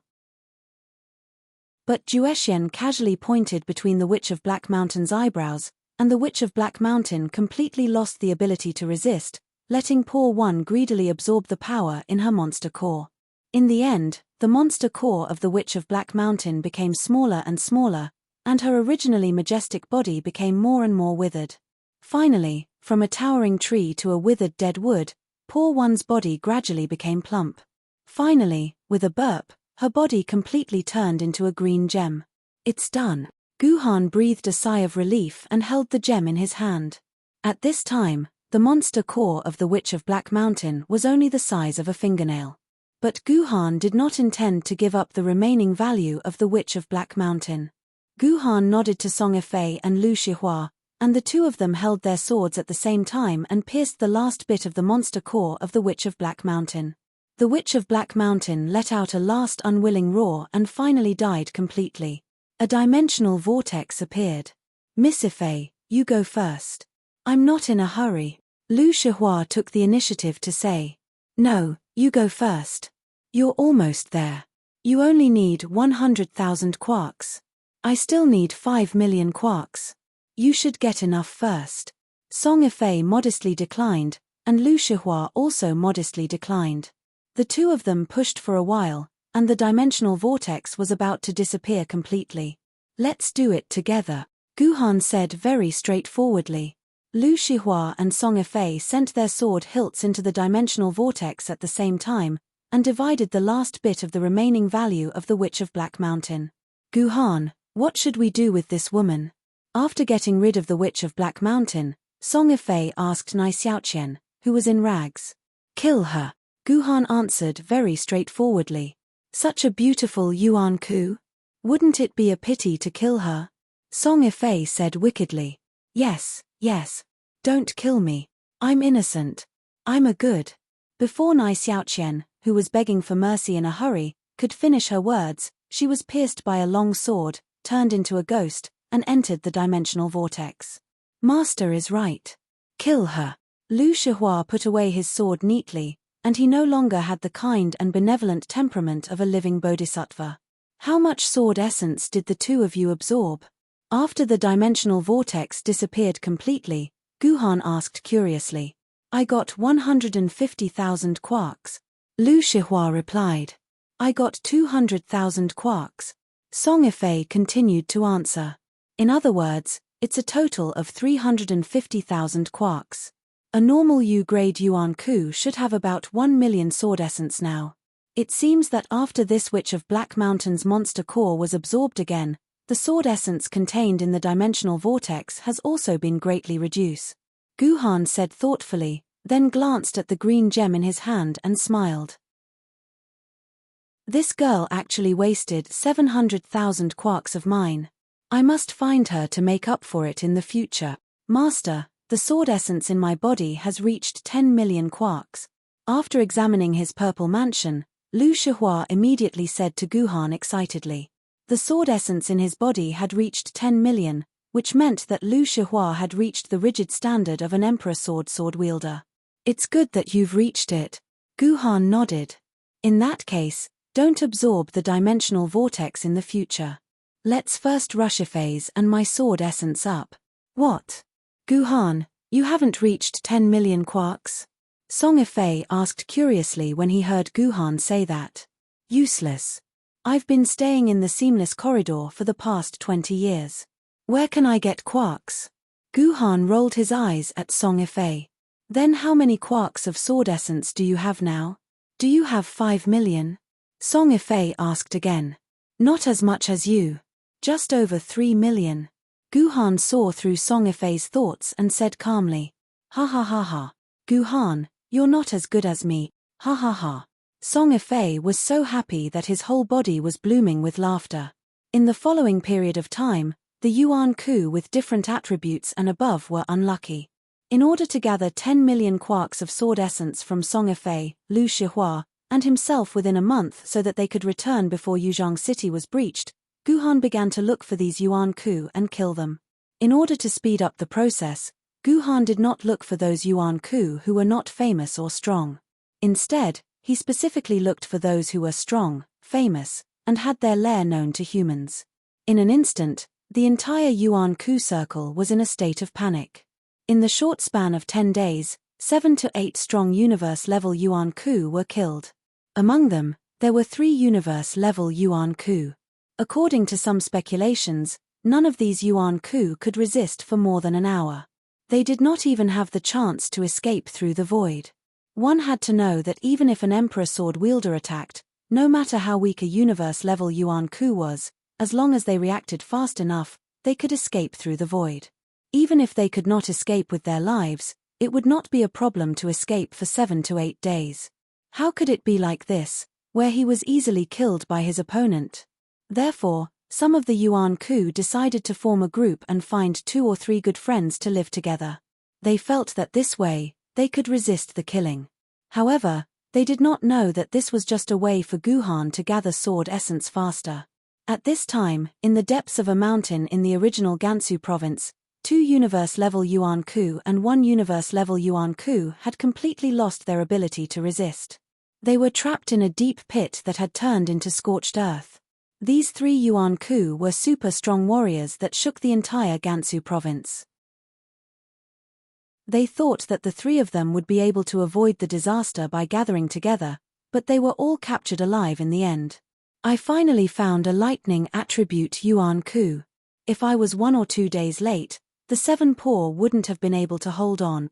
After sucking dry a Norse god named Thor, the last 7 paupers finally transformed into a gemstone. Thus, all 6 of them successfully transformed into gemstones, and it was considered that they had escaped death. After killing Thor and the other Yuan Ku and obtaining the sword essence from the dimensional whirlpool, Guhan and Song Ifei had also gathered 10 million quarks of sword essence, reaching the standard of an emperor sword wielder. Just as Guhan was about to end the life of the last Yuan Ku, this Yuan Ku's eyes turned red. While Lu Shihua, who was controlling him, was distracted, he exploded the guardhood in his body. The huge explosion flattened the entire mountain. If not for Guhan's timely reaction and bringing everyone into the void, Song Ifei and Lu Shihua would have been in serious trouble. However, this explosion was not completely without gain. After the explosion, Guhan made a shocking discovery. Chapter 1485. I didn't expect there to be a dimensional mark here. The consequences of a Yun-class Yuan Ku's self-destruction were terrifying. The dimensional wall at the core of the explosion was actually torn apart, revealing a huge dimensional crack. On the other side of the crack was a dimensional space. However, what surprised Jiyu Han was that he could actually see a colorful thread at the opening of the crack, extending into the depths of the dimensional space. This wasn't the first time Guhan had seen such a colorful thread. 20 years ago, when Guhan had been led by Liu Bei and the others to the Martyrs Palace's headquarters, he had found the hidden Martyrs Palace's headquarters through this thread. In fact, this was not a thread, but a special mark. By following this mark, one would be able to find some secrets hidden in the dimensional space. At the same time, by following this mark, one would be able to successfully return to the real world without the danger of getting lost in the dimensional space. It seems like this is a gateway used by a major Yuan Ku faction to enter and exit our world. That's why the dimensional wall here is very weak and was blasted apart by a Yun-class Yuan Ku's self-destruction. Guhan observed carefully and said thoughtfully, Which Yuan Ku faction's lair does this dimensional mark lead to? Lu Shihua asked curiously. I don't know. Guhan shook his head. Unless we follow the mark and enter the dimensional space, we won't be able to find out which Yuan Ku faction's lair it is. Then let's go in and find it. Song Ifei immediately said excitedly. No. Guhan refused without hesitation. The reason was simple. It had been 25 days since Yuzhong City had been surrounded, and the situation there had to be worsening by the day. Song Ifei and Lu Shihua had already obtained 10 million quarks of sword essence. Their top priority now was to bring them back to Mingyuan City and help Song Ifei ascend the throne. Then, they would go to Yuzhong City to find Lu Shihua's 12-winged angel sword. This was what Guhan wanted to do urgently. As for this dimensional mark, it wouldn't disappear for a while, so he could investigate it later. Even if it disappeared, it was not a big deal. It was not on the same level as the safety of mankind. All right. Hearing Guhan's decision, Song Ifei was a little disappointed. At the same time, he muttered to himself thoughtfully, this is such a coincidence. The places where these 3 Yuan Kus gather happen to be where the dimensional mark is. This is too much of a coincidence. The speaker did not mean it, but the listener did. Song Ifei's unintentional remark made Guhan's heart skip a beat. That's right, isn't it too much of a coincidence? No, this definitely isn't a coincidence. There must be some inevitable factors involved. Guhan rubbed his nose as he pondered. During the battle, I discovered that there were many defensive measures built here. These measures were definitely not built in a hurry. They must have been built over a long period of time. In other words, this location should be the base of one of the 3 Yuan Kus. It's because this place is well equipped that the 3 Yuan Kus chose to hide here. If that's the case, the dimensional mark was built in the base of a U-level Yuan Kus. Who would believe that this Yuan Ku has nothing to do with the Yuan Ku's force behind this dimensional mark? This Yuan Ku must be one of the representatives of that force in the human world. That's why they gradually built the mark in their base to protect the headquarters. Thinking up to this point, Guhan immediately pulled up all the information on the 3 Yuan Kus that had just died. He found out that the area around this area was mainly occupied by a U-level Yuan Ku named Xiaolinga. This Xiaolinga wasn't a fierce Yuan Ku. Unless humans took the initiative to enter his territory, he rarely took the initiative to attack humans. His relationship with humans was quite good, and humans never took the initiative to attack Xiaolinga. If it wasn't for the 3 Yuan Kus huddling together, Guhan wouldn't have taken the initiative to find trouble with this Yuan Ku. However, it just so happened that Thunder God Thor was one of the 3 Yuan Kus, so Guhan had to kill his way here and kill Xiaolinga along the way. Now that he thought about it, although Xiaolinga was indeed a U-level Yuan Kus, her real strength was terrible. She was the first Yuan Ku that Guhan killed. Her real strength was probably the worst U-level Yuan Kus that Guhan had ever seen. There's something wrong with this Xiaolinga. Guhan thought about it and felt that something was wrong. He began to search for information on Xiaolinga on the personal terminal. However, this Xiaolinga was too low-key, and humans had too little information on her. Other than knowing that Xiaolinga appeared in this place 400 years ago and had a docile personality, he couldn't find any valuable information on her. Ifei, does Mingyuan City know anything about this Xiaolinga? Guhan saw that he couldn't find any clues in the humans' information, so he turned to Song Ifei and asked. The contact between Mingyuan City and Yuan Kus was completely different from the contact between humans, so there might be some valuable information in Mingyuan City. Xiaolinga, this name sounds familiar. Sure enough, Guhan had asked the right question. Song Ifei thought for a moment and said, I remember now. More than 10 years ago, this Xiaolinga seemed to have come to Mingyuan City. At that time, a human consigned a set of red sandalwood prayer beads to us, and this Xiaolinga bought it at a high price. At that time, I thought it was a little strange. Humans had long stopped believing in Buddhism, and only those Yuan Ku who believed in Buddhism were interested in the prayer beads. However, with the disappearance of Spirited Mountain, the number of Yuan Ku who believed in Buddhism decreased greatly. I originally thought that the prayer beads wouldn't be sold for 10 or 20 years, but it was only on the shelf for 2 days, and Xiao Linga bought it at a high price. I saw that he was dressed in white, and he had 2 beautiful maids with him. He looked like an elegant young master, but no matter how I looked at him, he didn't look like a Buddhist Yuan Ku. Song Yifei recalled with a strange expression. By the way, I've seen the account books of Mingyuan City. This Xiao Linga is considered a regular customer of Mingyuan City. He has come to Mingyuan City more than 20 times, and every time, he just bought something and left. He can be considered a loyal customer. Song Yifei smiled and said. Strange. If he is an elegant young master, why is he in such a hurry to buy a string of prayer beads? Also, if he has nothing to do with the world, why does he come here so often? Ji Yuhan was confused as well. After thinking for a while, she suddenly asked Song Yifei, Yifei, do you know the origin of the red sandalwood prayer beads? Hey, you've asked the right person. Others might not know, but I'm the only one who knows. Song Yifei chuckled. The human smuggler who sold the prayer beads was also received by me, and we have a good relationship. I asked him about it out of curiosity, and he told me that it was not an ordinary prayer bead, but a prayer bead that was found on the battlefield in the Alps mountains. It was said that the prayer beads were the beads that were hanging on the wrist of the desolate level Yuan Ku Vairocana. In the end, it was scattered by a sword that came from the sky. A sword bearer had a sudden idea, and it took him a lot of effort to pick up 18 prayer beads. He then pieced them together and passed them down as a family heirloom. Later on, the sword bearer's family declined, and in order to make a living, his descendants sold the prayer beads to a merchant, who then sold them in Mingyuan City. Then it makes sense.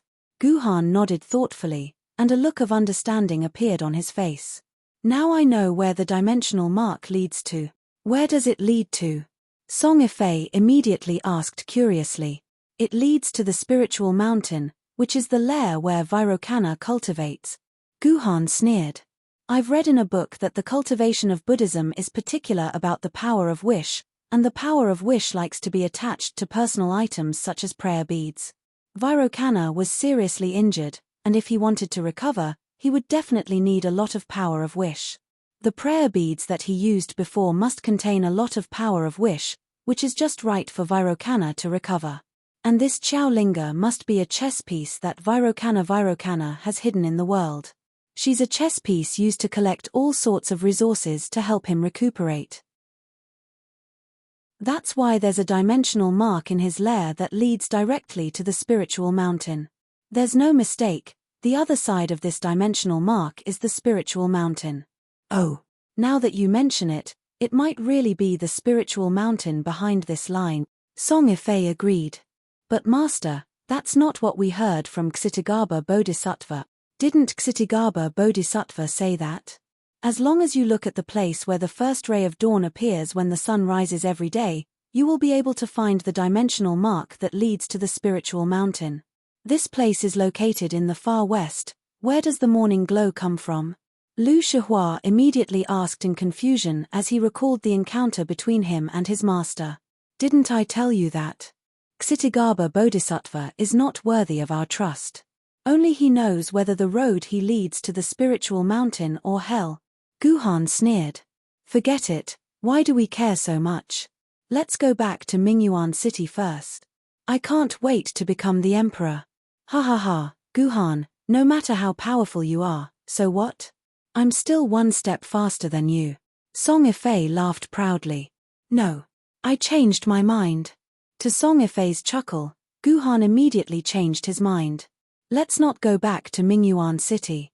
Let's go to the spiritual mountain first. Chapter 1486. Why did Ji Yuhan change his original plan? Why did he put Yuzhong City in danger? Why did he take the risk to enter Mount Lingshan with an uncertain future? The reason was simple. Guhan also wanted to ascend the throne and become an emperor. If Guhan wanted to become an emperor, he could not do without the celestial trapping sword, the last sword lady of the 4 celestial swords. In fact, Guhan did not need to look for his emperor sword lady. The moment Guhan became a celestial sword wielder, Guhan already knew where his Emperor Sword Lady was. Because of the yin-yang sword technique, Guhan had to have two matching Emperor Sword Ladies. Such a sword lady was hard to find. As far as Guhan knew, among all the Emperor Sword Ladies, there were no matching sword ladies. However, after knowing the origins of the four celestial swords and the Shenyuan sword, Guhan knew which Emperor Sword Lady he should choose. Previously, it was said that the four celestial swords and the Shenyuan sword had the same origin. They were both carnate cardinal treasures that had fallen from Pangu's body. Therefore, the Shenyuan sword and the four celestial swords were compatible. Even if the Shenyuan sword and the celestial extinguishing sword were unwilling to admit this, they could not deny it. In the end, under Guhan's interrogation, they could only admit that they could be called sisters. The Shenyuan sword was already an Emperor Sword Lady. As for the four celestial swords, the celestial trapping sword had not been synchronized. Coincidentally, there were two sword ladies. These were the only two sword ladies that Guhan could synchronize. As for the celestial trapping sword's grade, according to the celestial sword, they were all top-notch Emperor Sword Ladies. However, due to the battle with sect leader Tongtian, their origin had been damaged. As a result, the celestial trapping sword and the celestial extinguishing sword had become spirit swords, while the celestial trapping sword had become immortal swords. The celestial trapping sword had lost all its power and became an ordinary ancient sword lady. However, if the power of the celestial trapping sword could be restored, it could return to the Emperor sword level. There was only one way to restore the celestial trapping sword. It was to inject a large amount of chaotic origin power into the celestial trapping sword. Like charging a battery, the celestial trapping sword would be fully charged again. At that moment, the only two people in the world who could use the chaotic origin power were the Jade Emperor of the Heavenly Court and Mahavarokana of the Spirited Mountain. Guhan did not have the guts to wander around the Heavenly Court for the time being. There were too many primordial Yuan Ku. Even Zhejiandi managed to make a mess in the Heavenly Court and even killed many powerful Yuan Ku. Zhejiandi could only escape from the Heavenly Court in a sorry state. After that, he never entered the Heavenly Court again. Therefore, before Guhan was sure that he could have Zhejiandi's power, Guhan did not plan to take the risk in the Heavenly Court.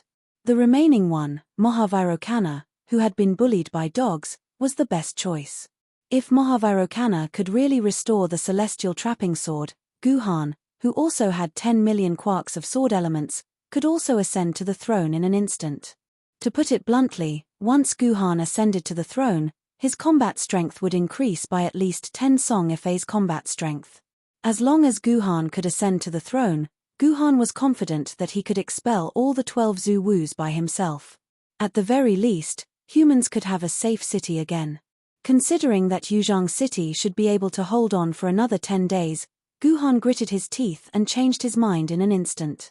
He decided to take all his people into the Spirited Mountain, find Mahavarokana, who was still recuperating, and force him to restore his celestial trapping sword. Guhan's decision was very firm, and Lu Shihua would never object to Guhan's decision. Song Ifei could not dissuade both of them, so the three of them entered the dimensional world together. They followed the colored markings all the way forward. After flying in the dimensional space for a long time, they finally saw a tall and majestic mountain standing in the depths of the dimensional space. A faint golden light enveloped the mountain, making it look like a Buddha. This must be the legendary Spirited Mountain. Song Ifei, who was the most curious, was the first to stand on the land of the Spirited Mountain, followed by Guhan and Lu Shihua.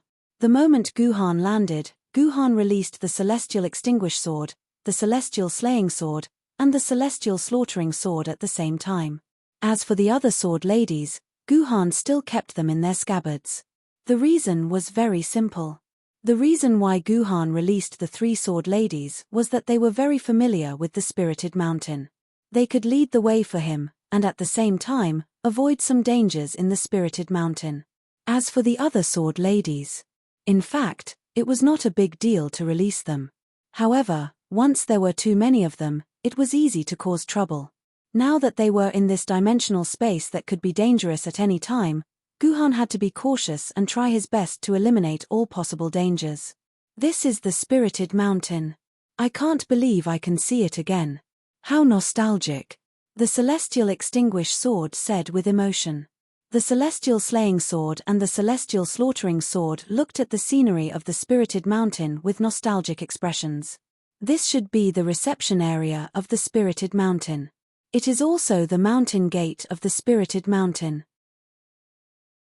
Back then, even the most powerful immortal, even if the Jade Emperor came in person, would obediently land at this reception area and walk up the spirited mountain step by step. Don't even think about flying. This is the right that only sages have. The celestial extinguishing sword looked at the surrounding environment and said. Guhan also looked carefully and found that there was indeed a huge stone tablet in front of him. On it, he could vaguely see the words "Welcome Guest." In addition, in the depths of the stone tablet, he could vaguely see a tall building with a few floors. On both sides of the stone tablet, there were 2 huge doors.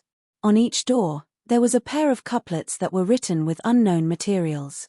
The first couplet was, 100 feet into the sky, a towering man soars in the sky. Lowering one's head to watch the setting sun, stretching one's hand to pluck the flying stars. The open-minded windows store the universe, the rugged buildings connect the screen. The second couplet was, talking about Tao in the true hall, the universe imparts scriptures. The flowers are beautiful in spring, the pines are green in the face of rain. The purple Ganoderma immortal fruit is young and beautiful, the elixir wind is elegant, and all senses are spiritual. This couplet is quite arrogant. However, since this is a place second only to sages, it's not too much to use this couplet. Guhan sneered and said with some disdain. However, there was no doubt that this was the mountain gate of the spirited mountain. He had indeed arrived at the spirited mountain. However, he did not know whether Vairocana was still cultivating on the spirited mountain. What's that? After everyone walked past the stone tablet, Lu Shihua suddenly pointed to a place behind the stone tablet and said with some panic. Guhan looked at where Lu Shihua was pointing and found that there was a skeleton sitting behind the stone tablet. This skeleton was wearing a light yellow kasaya. The kasaya itself seemed to be an incredible treasure. Even at this time, it was still as clean as new and emitted a dazzling light. However, the owner of the kasaya had already become a skeleton. Seeing Lu Shihua being a little frightened by the skeleton, Guhan could not help but smile in his heart. One should know that not long ago, Lu Shihua was just a skeleton. Even the bones of a skeleton were not complete. He looked much more terrifying than this skeleton. Hey, there's also a skeleton here. Song Ifei quickly found another skeleton directly opposite the skeleton. Both skeletons were sitting cross-legged on the ground. From the position of the 2 skeletons, it seemed that they were guarding the main road to the reception area. This is the welcoming monk of the spirited mountain. Celestial Extinguished Sword and Celestial Extermination Sword carefully observed the 2 skeletons and said, "Look at the skull of this skeleton. There are 3 ring scars on it." The monks of the spirited mountain are divided into 9 classes according to the number of ring scars on their heads. The 3rd class of monks is the welcoming monk of the mountain gate.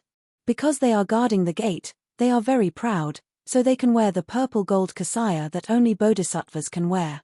Otherwise, even the ordinary Vajra Arhat can only wear a yellow monk's robe. Isn't this spiritual mountain a little too prideful? Song Ifei was a little shocked by what Celestial Extermination Sword said. I remember that the remaining books said that the monks are the most proud. Was this monk the one who cared the least about money and treasures in the world, and the least about face? Was it a simple religion? Why would they do such a stupid thing? Who told you that the monks don't care about money and treasures? Don't they care about their face?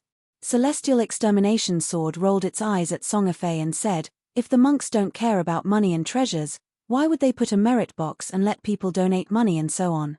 If the monks don't care about their face, why would they make a golden Buddha statue, and it has to be made of pure gold? Let me tell you, the monks in this world are the most hypocritical. They obviously covet the best things in the world, but they still advise others not to covet these things. This is the most hypocritical and despicable thing. Celestial Extermination Sword. Be careful with your words. Celestial Extermination Sword's words made Celestial Extermination Sword frown. Is there a need to be careful with my words? Celestial Extermination Sword looked at its sister with dissatisfaction and said, Of course, we don't know whether the two saints of the Western Paradise are dead or alive. If they are still alive like Lord Taishang Larujun, then you should be careful that the two of them will find you and pay you back for what you said today. Celestial Extermination Sword said lightly. That's enough. I won't say anything. Celestial Extermination Sword stuck out its tongue and actually admitted defeat. After that, everyone walked along the main road of the Spirited Mountain. The main road of the Spirited Mountain was extremely long. They walked for hundreds of kilometers, but they still didn't reach 1/4 of the height. What made Guhan even more surprised was that there were skeletons sitting on the ground everywhere on the Spirited Mountain. If someone who didn't know the details came here and saw everything in front of them, they would only think that this was some kind of hell on earth. How would they know that this was actually the legendary Western Paradise, the Spirited Mountain Great Thunder Sound Temple with great freedom and happiness? Chapter 1487. TSK, what happened here? If Zhuanti and Jirin were to come back and see their beloved Spirited Mountain in such a state, they would probably be so angry that they would vomit blood. Along the way, Guhan and the others saw at least thousands of corpses of monks. These were just the corpses that appeared on the two sides of the road. In the temples and forests further away, there were probably more corpses of monks. A rough estimate showed that there were more than 1 million corpses on Spirited Mountain. After understanding this point, the Extinguish Immortal Sword couldn't help but say what it said above. This was indeed the truth. Spirited Mountain was a holy land of Buddhism built by Zhuanti and Jirin after many years of painstaking effort. Every monk in it was a devout believer of Buddhism and could be said to be a pillar of strength. In the end, all these monks died in Spirited Mountain. While the Celestial Slashing Sword was mocking him, it could not help but feel a little fearful. Who was it that had the ability to kill all the monks on Spirited Mountain? Guhan, did you humans do this back then? During the Battle of Alps? Extinguish Immortal Sword poked Guhan's shoulder and asked. Absolutely not. Guhan denied with certainty. Back then, humans were in a state of defense all the time. These bald donkeys on Spirited Mountain attacked hysterically. How could we humans have the ability to fight our way to Spirited Mountain? I can guarantee that no human has ever entered Spirited Mountain, let alone killed all the monks on Spirited Mountain. That's strange. Now that Spirited Mountain has hidden in a hidden place like the dimensional space, what kind of deity killed all these monks? Celestial Extinguishing Sword said with a strange expression on his face. It's not that simple. Extinguish Immortal Sword carefully examined the corpses of these monks and said, although these monks' skin and flesh are gone, judging from their bones, they definitely did not resist before they died. They died in a rather peaceful and even somewhat happy situation. The simplest point is that if they really died from an enemy invasion, unless this enemy could kill all the monks overnight, these monks' corpses would not be so naturally distributed in different places on Spirited Mountain. They were obviously killed in their daily lives. Well, I have another question. If this Yuan Ku died in the dimensional space, wouldn't his corpse be absorbed by the dimensional whirlpool? On Earth, the dead Yuan Ku can't even be found with a bit of bone powder, Song Ifei said doubtfully. This. Guhan hesitated. Guhan was not too sure about this because Guhan had never killed any Yuan Ku in the dimensional space. And that Qiao Ling-er. Lu Shihua also began to analyze. That Qiao Ling-er bought things for Virocana to cultivate a few years ago, so he should be here often. And these corpses look at least 100 years old. It's impossible for Qiao Ling-er not to see these corpses. Obviously, he has long been used to the existence of these corpses, and that Virocana must still be alive. That's right. The answers to all the questions are in the Great Lei-Yin Temple. As long as we enter the Great Lei-Yin Temple and find Virocana, we should be able to find some answers. I don't believe that this desolate level Yuan Ku died so easily. Guhan's last sentence ended everyone's discussion. Everyone began to silently walk toward the Great Lei-Yin Temple at the top of the mountain. After walking for about a day, everyone finally passed the cloud soaring crossing. Once they came out of the cloud-soaring crossing, the gate of the Great Lei-in Temple appeared in front of everyone. This place is really declining. Just like the corpses they saw on the mountain road, the once magnificent and extraordinary Great Lei-in Temple had actually become quiet. Although the building was still towering, the stubborn weeds that grew in the cracks of the building showed that this place had long been in decline. If it wasn't for the Great Lei-in Temple's signboard, no one would believe that this was a Buddhist holy land and the place where Buddha resided. Strange, this Great Lei-in Temple is a building enveloped by the power of will. How can ordinary weeds grow here? This is unbelievable. The celestial extinguished sword looked at the weeds on the ground and said in disbelief. Clearly, in the celestial extinguished sword's subconscious, even the appearance of a weed in the Great Lei-in Temple was unimaginable. Let's go in and take a look. Guhan didn't care about the weeds and led everyone directly into the Great Lei-in Temple. The Great Lei-in Temple was very magnificent and the complexity was even greater than the palace. There were all kinds of Buddhist halls and nunneries everywhere.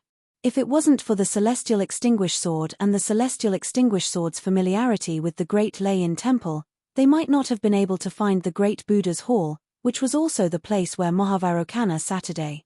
We're here. This is the Great Buddha's Hall of the Great Buddha's Hall. After a few turns, they finally arrived at an ordinary-looking hall. This hall seemed to be no different from the other halls around it. If it wasn't for the Celestial Extinguished Sword telling them that this was the core of the Great Buddha's Hall of the Great Buddha's Hall, they would definitely not believe it. Do you guys think that Mahavairocana is already dead? After all, there are skeletons everywhere in this spirited mountain.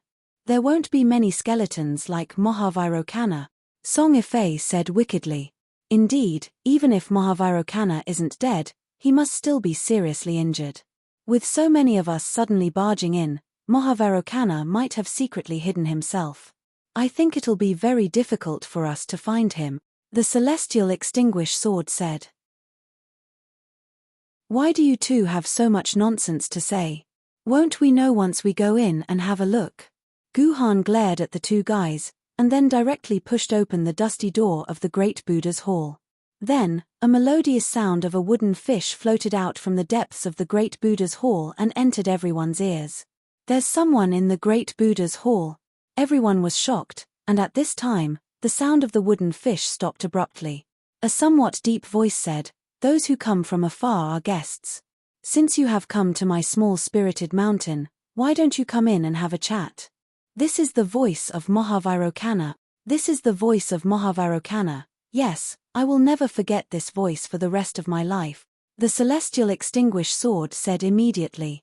It seemed that Mahavairocana was indeed still alive. This also made Guhan heave a sigh of relief. If Mahavairocana was dead, where could Guhan find someone to repair the Celestial Invading Sword?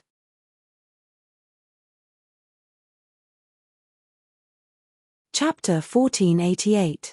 Although there were few statues or portraits of Vairocana Buddha in the human world, there were many images of Vairocana Buddha in other dimensional worlds. Countless portraits and sculptures told people that Vairocana Buddha was a fat monk with big ears, a sincere body, a serene face, and a dozen rows of bulges on his head. He always had a kind smile on his face. However, when people saw Vairocana Buddha with their own eyes, they were surprised to find that the legendary master of Buddhism was actually a skinny old man. He was so skinny that he looked like a bag of bones. He didn't look fat at all. If someone said that this guy was Vairocana, no one would be willing to believe it at first glance. "Please sit on the ground. I'm sorry I can't move, so I can't entertain you," Vairocana Buddha said faintly. At this time, Song Ifei also noticed that Vairocana Buddha was holding a string of Buddha beads in his hand. He immediately whispered to Guhan, "This string of Buddha beads is the one I sold to Xiaolinga." "I can't be wrong." Vairocana Buddha seemed to have heard Song Ifei's words.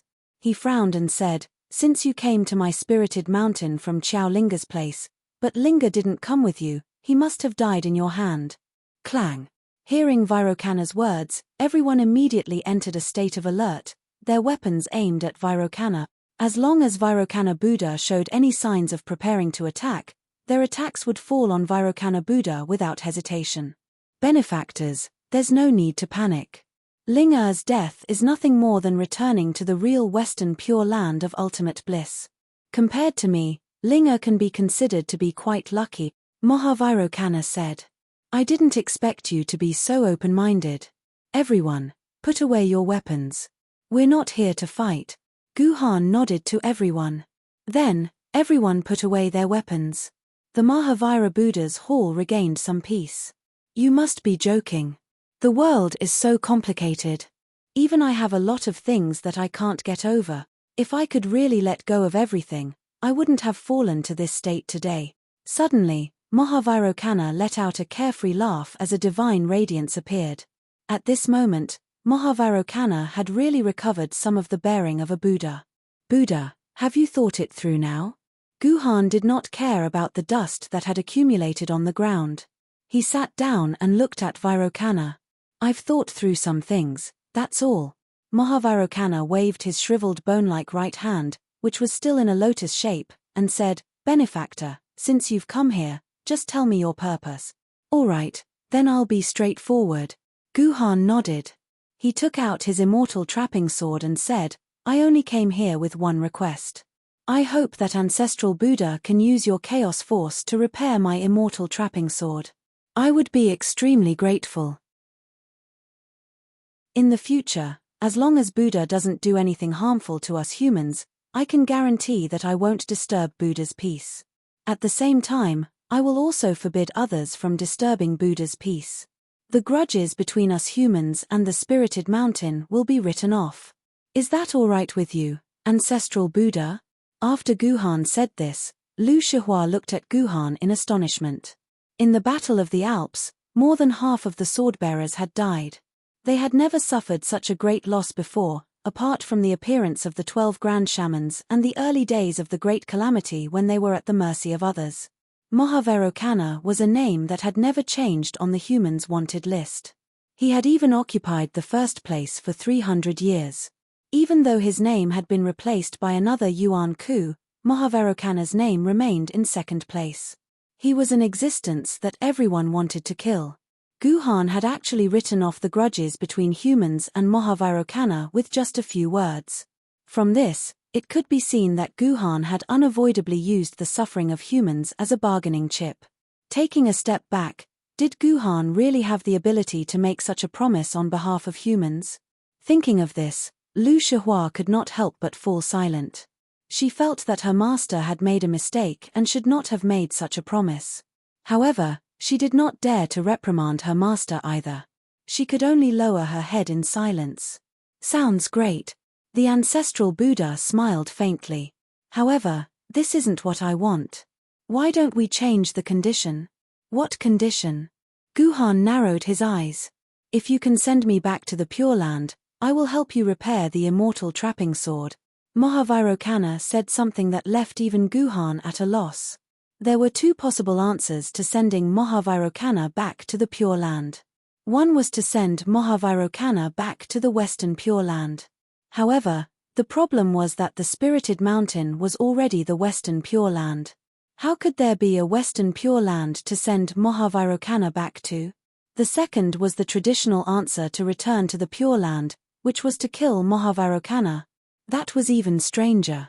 Why would someone use killing him as a condition for a deal? Isn't this the Western Pure Land? Guhan suddenly said after thinking for a while. There are bones everywhere here. This is not the Western Pure Land. Then how should I send ancestral Buddha to the Western Pure Land? One sword will suffice. Benefactor, you are also happy. Mahavairokkana laughed. This Mahavairokkana wanted Guhan to kill him. In that case, please help me repair the immortal trapping sword first, and I will send you on your way. No, Benefactor, send me back to the Pure Land first, and I will help you. F***CK. You stinky monk, stinky Yuan Ku, are you out of your mind? If we kill you, where can you go to help us? Hearing the conversation between Guhan and Mahavairokkana, Song Ifei was so angry that his eyebrows were raised.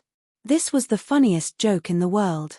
Not to mention asking others to kill him. If he really killed Guhan first, why would they come to find him? That's not it, don't be rude. Guhan glared at Song Ifei, and Song Ifei shrank back unwillingly. Guhan stared at Mahavairokkana for a long time before saying, "Ancestral Buddha, I, Guhan, am not a smart person, and I don't want to beat around the bush with you. If you need me to do anything, just tell me. As long as I think I can do it, I will do it." Sigh. "Benefactor, you still lack some wisdom." Mahavairokkana sighed slightly, and then a happy expression appeared on his face. "However, your remaining wisdom is indeed enough to be a monk. If you are willing, I am willing to accept you as a disciple on behalf of my master, and we can be a pair of Buddhist brothers. How about that?" What the hell? Everyone was stunned. It was not that they were not smart enough, but the world was changing too fast. Chapter 1489. You want me to be a monk? Guhan looked at Vairocana with a playful gaze. Then, he nodded and smiled, ignoring the opposing gazes of the women around him. "That's fine too. As long as you can help me repair the immortal trapping sword, I'll become a monk." "No, benefactor, you have to be a monk first. Only then can I save the immortal trapping sword." Vairocana shook his head and said resolutely. "Really?" Guhan's expression changed slightly. "Didn't the Buddha say that I would only be willing to repair my sword lady after I kill him? Why did you change your mind now?" "Did I change my mind?" Vairocana smiled. "I have never changed my words. This is the same thing. Little friend, you just have to enter my Buddhism." "Guhan, this guy is just fooling you. Don't fall for it." Song Ifei tugged at Guhan's sleeve and said nervously. Although monks were rare after the Great Calamity, Song Ifei had a general understanding of some of the rules of Buddhism. In particular, she knew that one of the rules of Buddhism was that monks were not allowed to eat meat, marry and have children. Therefore, Song Ifei was very nervous. She was afraid that Guhan would agree to Vairocana's request and become a monk. "Don't panic, benefactor. Buddhism did have such rules in the past. However, after the Celestial Empire, the rules of Buddhism have changed. According to the rules of the Celestial Empire, monks are also allowed to eat meat, marry and have children. These are all allowed. Benefactor, you don't have to worry about these trivial matters." Vairocana laughed loudly. "What the hell is this?" Song Ifei looked at Guhan in confusion. Guhan nodded. After living in another dimension for 5 years, Guhan had a very good understanding of things before the Great Calamity. Before the Celestial Empire, monks indeed had many rules. They were definitely not allowed to marry and have children.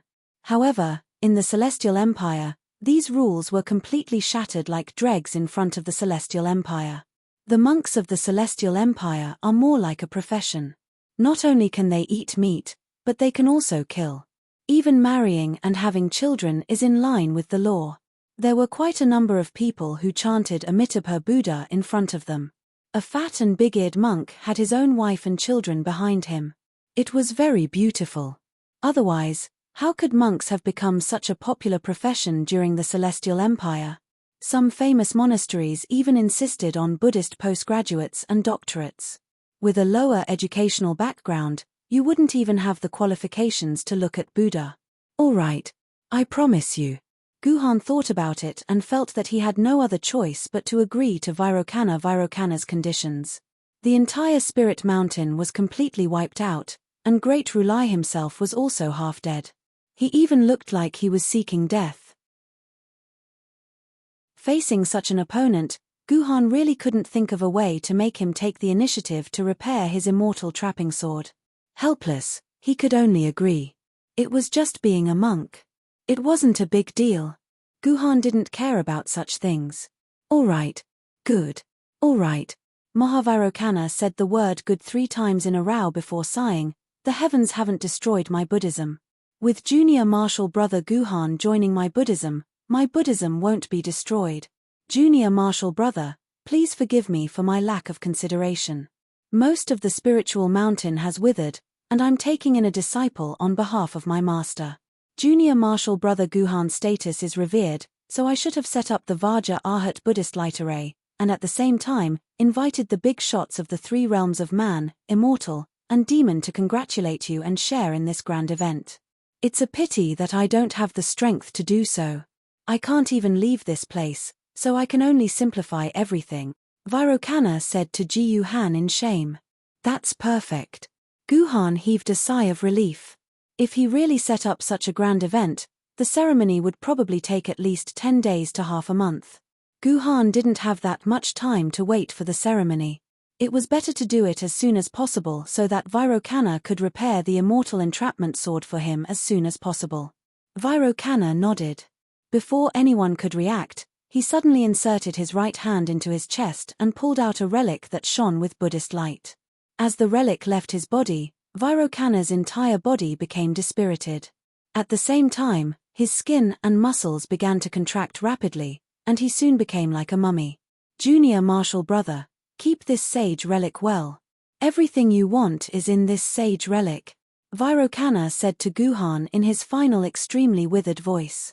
At this moment, Vairocana's voice had become as coarse and deep as an ancient piano that hadn't been repaired for a long time. It was obvious that he didn't have much time left. Sage relic? Guhan was shocked. Since this relic dared to name itself as a sage, didn't that mean that this relic was left behind by a sage?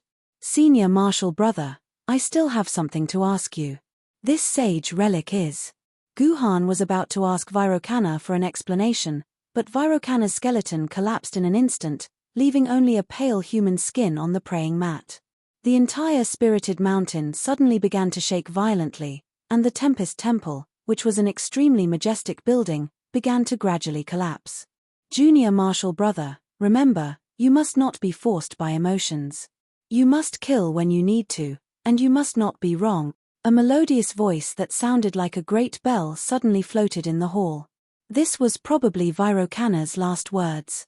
However, after hearing this, Guhan's expression became extremely ugly. The meaning of this sentence was not difficult to understand, but once it was understood, anyone's expression would probably become as ugly as Guhan's. The spirited mountain is about to be destroyed. Let's leave immediately. Otherwise, once the dimensional mark breaks, we will have no way to return. In just a second, Guhan put away all his previous thoughts and jumped down from the spirited mountain with Song Fei, Lu Shihua, and his sword ladies. They found the dimensional mark that they came from and sprinted along it.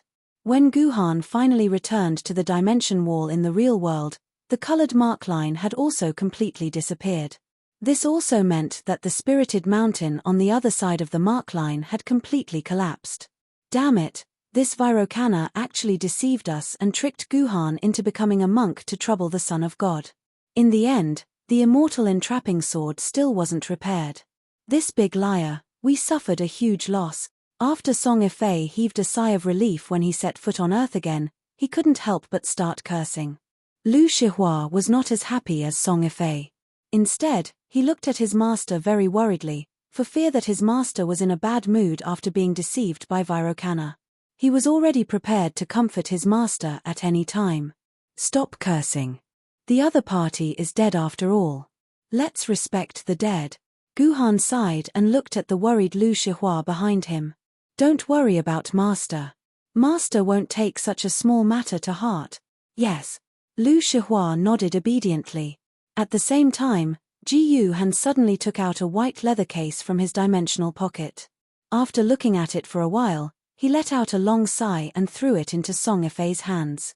He said to Song Fei, dig a hole and bury him. Oh. Song Fei responded subconsciously. He took the white leather case and looked at it in his hand. Then, he screamed and threw the leather case on the ground. He was so scared that he was trembling. This was a very rare thing. Song Fei was an immortal sword wielder, after all, and yet he was scared to this extent by a leather sheath. Lu Shihua curiously came over to take a look. He was also shocked. Looking at the eyes, nose, and mouth on the leather case, Lu Shihua immediately realized what was going on. This was not a leather case, it was clearly a piece of human skin. However, Lu Shihua had been on the battlefield for a long time, and had seen all kinds of tragic scenes. A piece of human skin was not enough to completely break Lu Shihua down. Only someone like Song Fei, who was a celestial sword tier sword wielder but had pitifully little actual combat experience, would be frightened by a piece of human skin. At the same time, Lu Shihua also noticed that there were 12 black bumps on the head of this human skin. His heart skipped a beat, and he asked Guhan in disbelief, "Master, is this the skin of Vairocana?" "Yes, this is the skin of my cheap senior brother Vairocana." Guhan nodded and said with a gloomy expression, "You be *****, Guhan, why did you bring your senior brother's skin back? Wouldn't it be better to let him stay quietly in the dimensional space?" Song Ifei, who had calmed down, could not help but curse. Song Ifei also remembered that when Vairocana died, although his bones, flesh, and everything else had dissipated, only this human skin was left. He did not expect that Guhan would bring it back. "There's more than one piece of human skin." Guhan smiled nonchalantly. Suddenly, he threw out more than 10 bones from his dimensional pocket and piled them up with Vairocana's human skin. He gestured for Song Ifei to dig a hole and bury it together. "Enough, Guhan, what are you doing?" Song Ifei felt like she was going crazy. How could he bring such things back? Song Ifei thought that Guhan was crazy, but Lu Shihua knew that her master was not crazy, and he would never do anything without a goal. Since Guhan had brought back Vairocana's human skin and these bones, there must be a deeper meaning to it. At this time, Lu Shihua, who had been a leader for 20 years, was already considered a top-wise person. She thought for a while, and immediately had a shocked expression on her face. She asked Guhan in disbelief, "Master, could it be that Vairocana and the monks on Spirited Mountain are all?" "Yes." Guhan looked at Lu Shihua and nodded. Then, he shook his head and sighed a few times. "I didn't expect you to see it too. Sigh, there are so many changes in this world. I didn't expect it.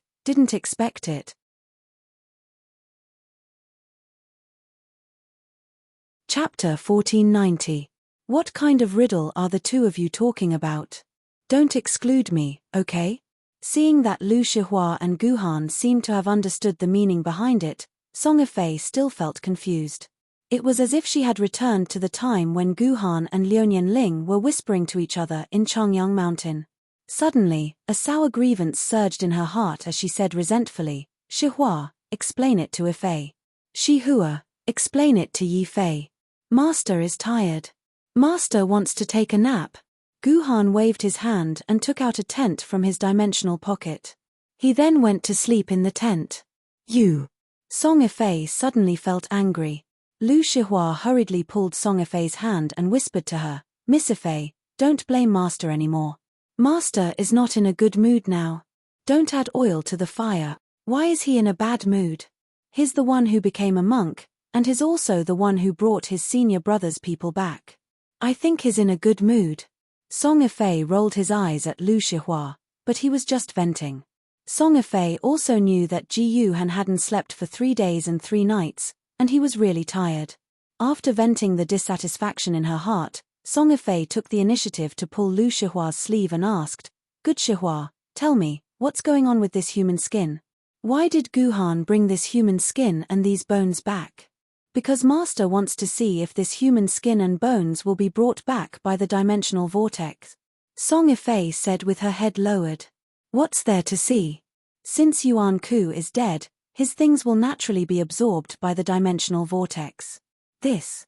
Before Song Ifei could finish speaking, she saw the human skin at her feet. Her heart was in turmoil. At the same time, she completely understood why Guhan had brought this human skin and bones back. Just as Song Ifei had said, as long as it was a Yuanko, the person's skin and bones would be absorbed by the dimensional vortex. Previously, because the bones and human skin were in the dimensional space, Ji Yuhan didn't know if the dimensional vortex would appear in the dimensional space. Therefore, even if the bones had been intact on Mount Numinous for hundreds of years, Ji Yuhan couldn't be sure what had happened. However, when the skin and bones were brought back to the real world, today's guess was confirmed. Since the skin and bones were not absorbed by the dimensional vortex, there was only one explanation: the owner of the skin was Vairocana, and the remains of the monks in the Spirited Mountain were not Yuanko, but native creatures of this world. That's right, Vairocana wasn't Yuan Ku, but a native of this world. Once this shocking discovery was announced, it would immediately cause the entire history of mankind to be rewritten. This was simply a shocking fact. However, this fact was indeed shocking at first, but on second thought, it didn't seem impossible. After all, there was such an example in the past, and that was our classmate Ying Zheng.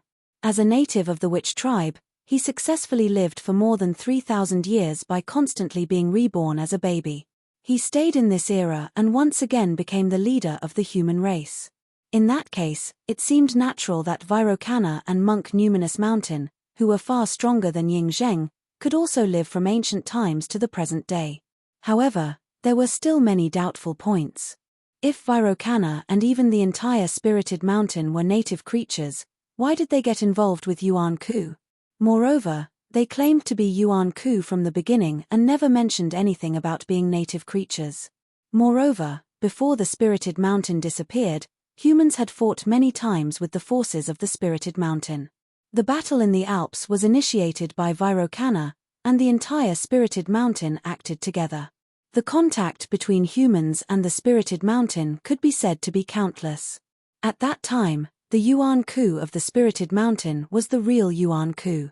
His dead body would be absorbed by the dimensional vortex, and his body was filled with the dimensional force that belonged to Yuan Ku. There was absolutely no sign of him being a native creature. How did he become a native creature now? Also, if the Spirited Mountain was really a native creature, it should have been the most natural ally of humans. Even if the Spirited Mountain did not care about the incense offerings that humans had offered for thousands of years, just the fact that everyone was a native creature of Earth was enough for them to walk together and depend on each other. However, in the end, the Spirited Mountain actually became humanity's greatest opponent and colluded with Yuan Ku, almost completely destroying humanity. How could they look like a natural ally? These 3 points alone were enough for Song Fei to be filled with doubts about the Spirited Mountain being a native creature of humans. However, there was another thing that lingered in Song Fei's mind. If the Spirited Mountain was really a native of Earth, were the branches of the heavenly courts, mountain paradise, and other native religions also native creatures of Earth? At the thought of this, Song Fei felt a headache coming on. He was unwilling to continue thinking and could only look at Guhan's tent for help, hoping that when Guhan walked out of the tent, he would be able to resolve his doubts. Song Fei initially thought that Guhan would be able to walk out of the tent after one night. In fact, Song Fei and Lu Shihua had been waiting for 15 days, but Ji Yuhan was still in the tent. If Lu Shihua and Song Fei hadn't been able to clearly sense Ji Yuhan's aura in the tent and secretly opened the door of the tent, they would have thought that Ji Yuhan was indeed meditating in the tent, or they would have thought that Ji Yuhan had disappeared again. Just when Song Fei and Lu Shihua were considering whether they should forcefully wake Guhan up, Guhan's tent finally opened by itself, and Guhan slowly walked out of the tent. However, Guhan had clearly rested for 15 days, but when he came out, his footsteps were still weak, his skin was loose, and his eyes were red and swollen. He did not look like he had slept for 15 days, but more like he had been working non-stop for 15 days. Guhan, what happened to you? Master, are you okay? Song Fei and Lu Shihua asked with concern at the same time, but Guhan did not answer. Instead, he glanced back and forth between Lu Shihua and Song Fei with hesitation. He took a deep breath and asked, Fei, are you willing to become a husband and wife with me? Song Fei was shocked, and he did not dare to look at Guhan's eyes. He only dared to blink at Lu Shihua, but Lu Shihua also looked confused, indicating that he had no idea that his master would suddenly say such a thing. Guhan, are you crazy? Or should I say that you are not wrong? What about the relationship between a husband and wife? You won't kiss or hold hands? Song Fei hesitated and said incoherently, I am not crazy. The relationship between a husband and wife is the relationship between a husband and wife in your imagination, Guhan said calmly. Song Fei was completely silent, and after a long time, he asked faintly, I can give you anything, but can you give me a reason? To save the lives of all humans, is this reason enough? Guhan asked in a very dry tone. Is this the reason? Of course it's enough. Although Song Fei said that, he did not sound happy at all. Sacrificing his own body for the sake of the human race, This reason sounded so ridiculous. Although Song Ifei knew that what Ji Han said was most likely not a lie, but the truth. Although Song Ifei was willing to give himself to Ji Han 1,000 times over in his heart. But using such a reason to convince himself, Song Ifei felt as if thousands of streams of bitterness flowed through his heart. Master, let me do it. Just when Song Ifei was hesitating, Lu Shihua, who was silent with his head down, suddenly jumped out and recommended himself to Gu Han. Master, let me do it. If it's just for sex, Miss Ifei and I are the same. Since it's to save humans, let me do it. After saying that, Lu Shihua felt his body soften, and all the power that suddenly appeared just now disappeared in an instant. Only the heavens knew how much courage Lu Shihua had to expend to make such a shocking move. Lu Shihua knew better than anyone else that because of their relationship as master and disciple, he was actually the furthest one even though he seemed to be the closest to his master. Before his rebirth, Lu Shihua was still ignorant about the relationship between him and his master. In his heart, as long as he could stay with his master for the rest of his life, even if they were master and disciple for the rest of his life, it would be a very happy thing. Lu Shihua had never thought about further development. However, after his rebirth, Lu Shihua suddenly understood a lot of things. She did not want to be an obedient disciple anymore, or rather, apart from the position of disciple, she wanted to go one step further and take both the position of disciple and lover. Especially when Gu Han made that promise to Lu Shihua in front of the sickbed, this fiery desire in Lu Shihua's heart became more and more intense. Shihua, you. Ji Han looked helplessly at his disciple, who had obviously mustered up his entire life's worth of courage to jump out. Ji Han could roughly guess Lu Shihua's thoughts with just a little bit of thought. Ji Han might know better than Lu Shihua how much courage his disciple had to put in to make such a decision. Damn it, what a good opportunity, but Lu Shihua took it first. At this time, Song Ifei suddenly woke up from his dream. In front of a competitor who suddenly appeared, all the little girl thoughts just now disappeared without a trace in an instant. What a joke. Gu Han took the initiative to propose to do it with him, and this was his best opportunity.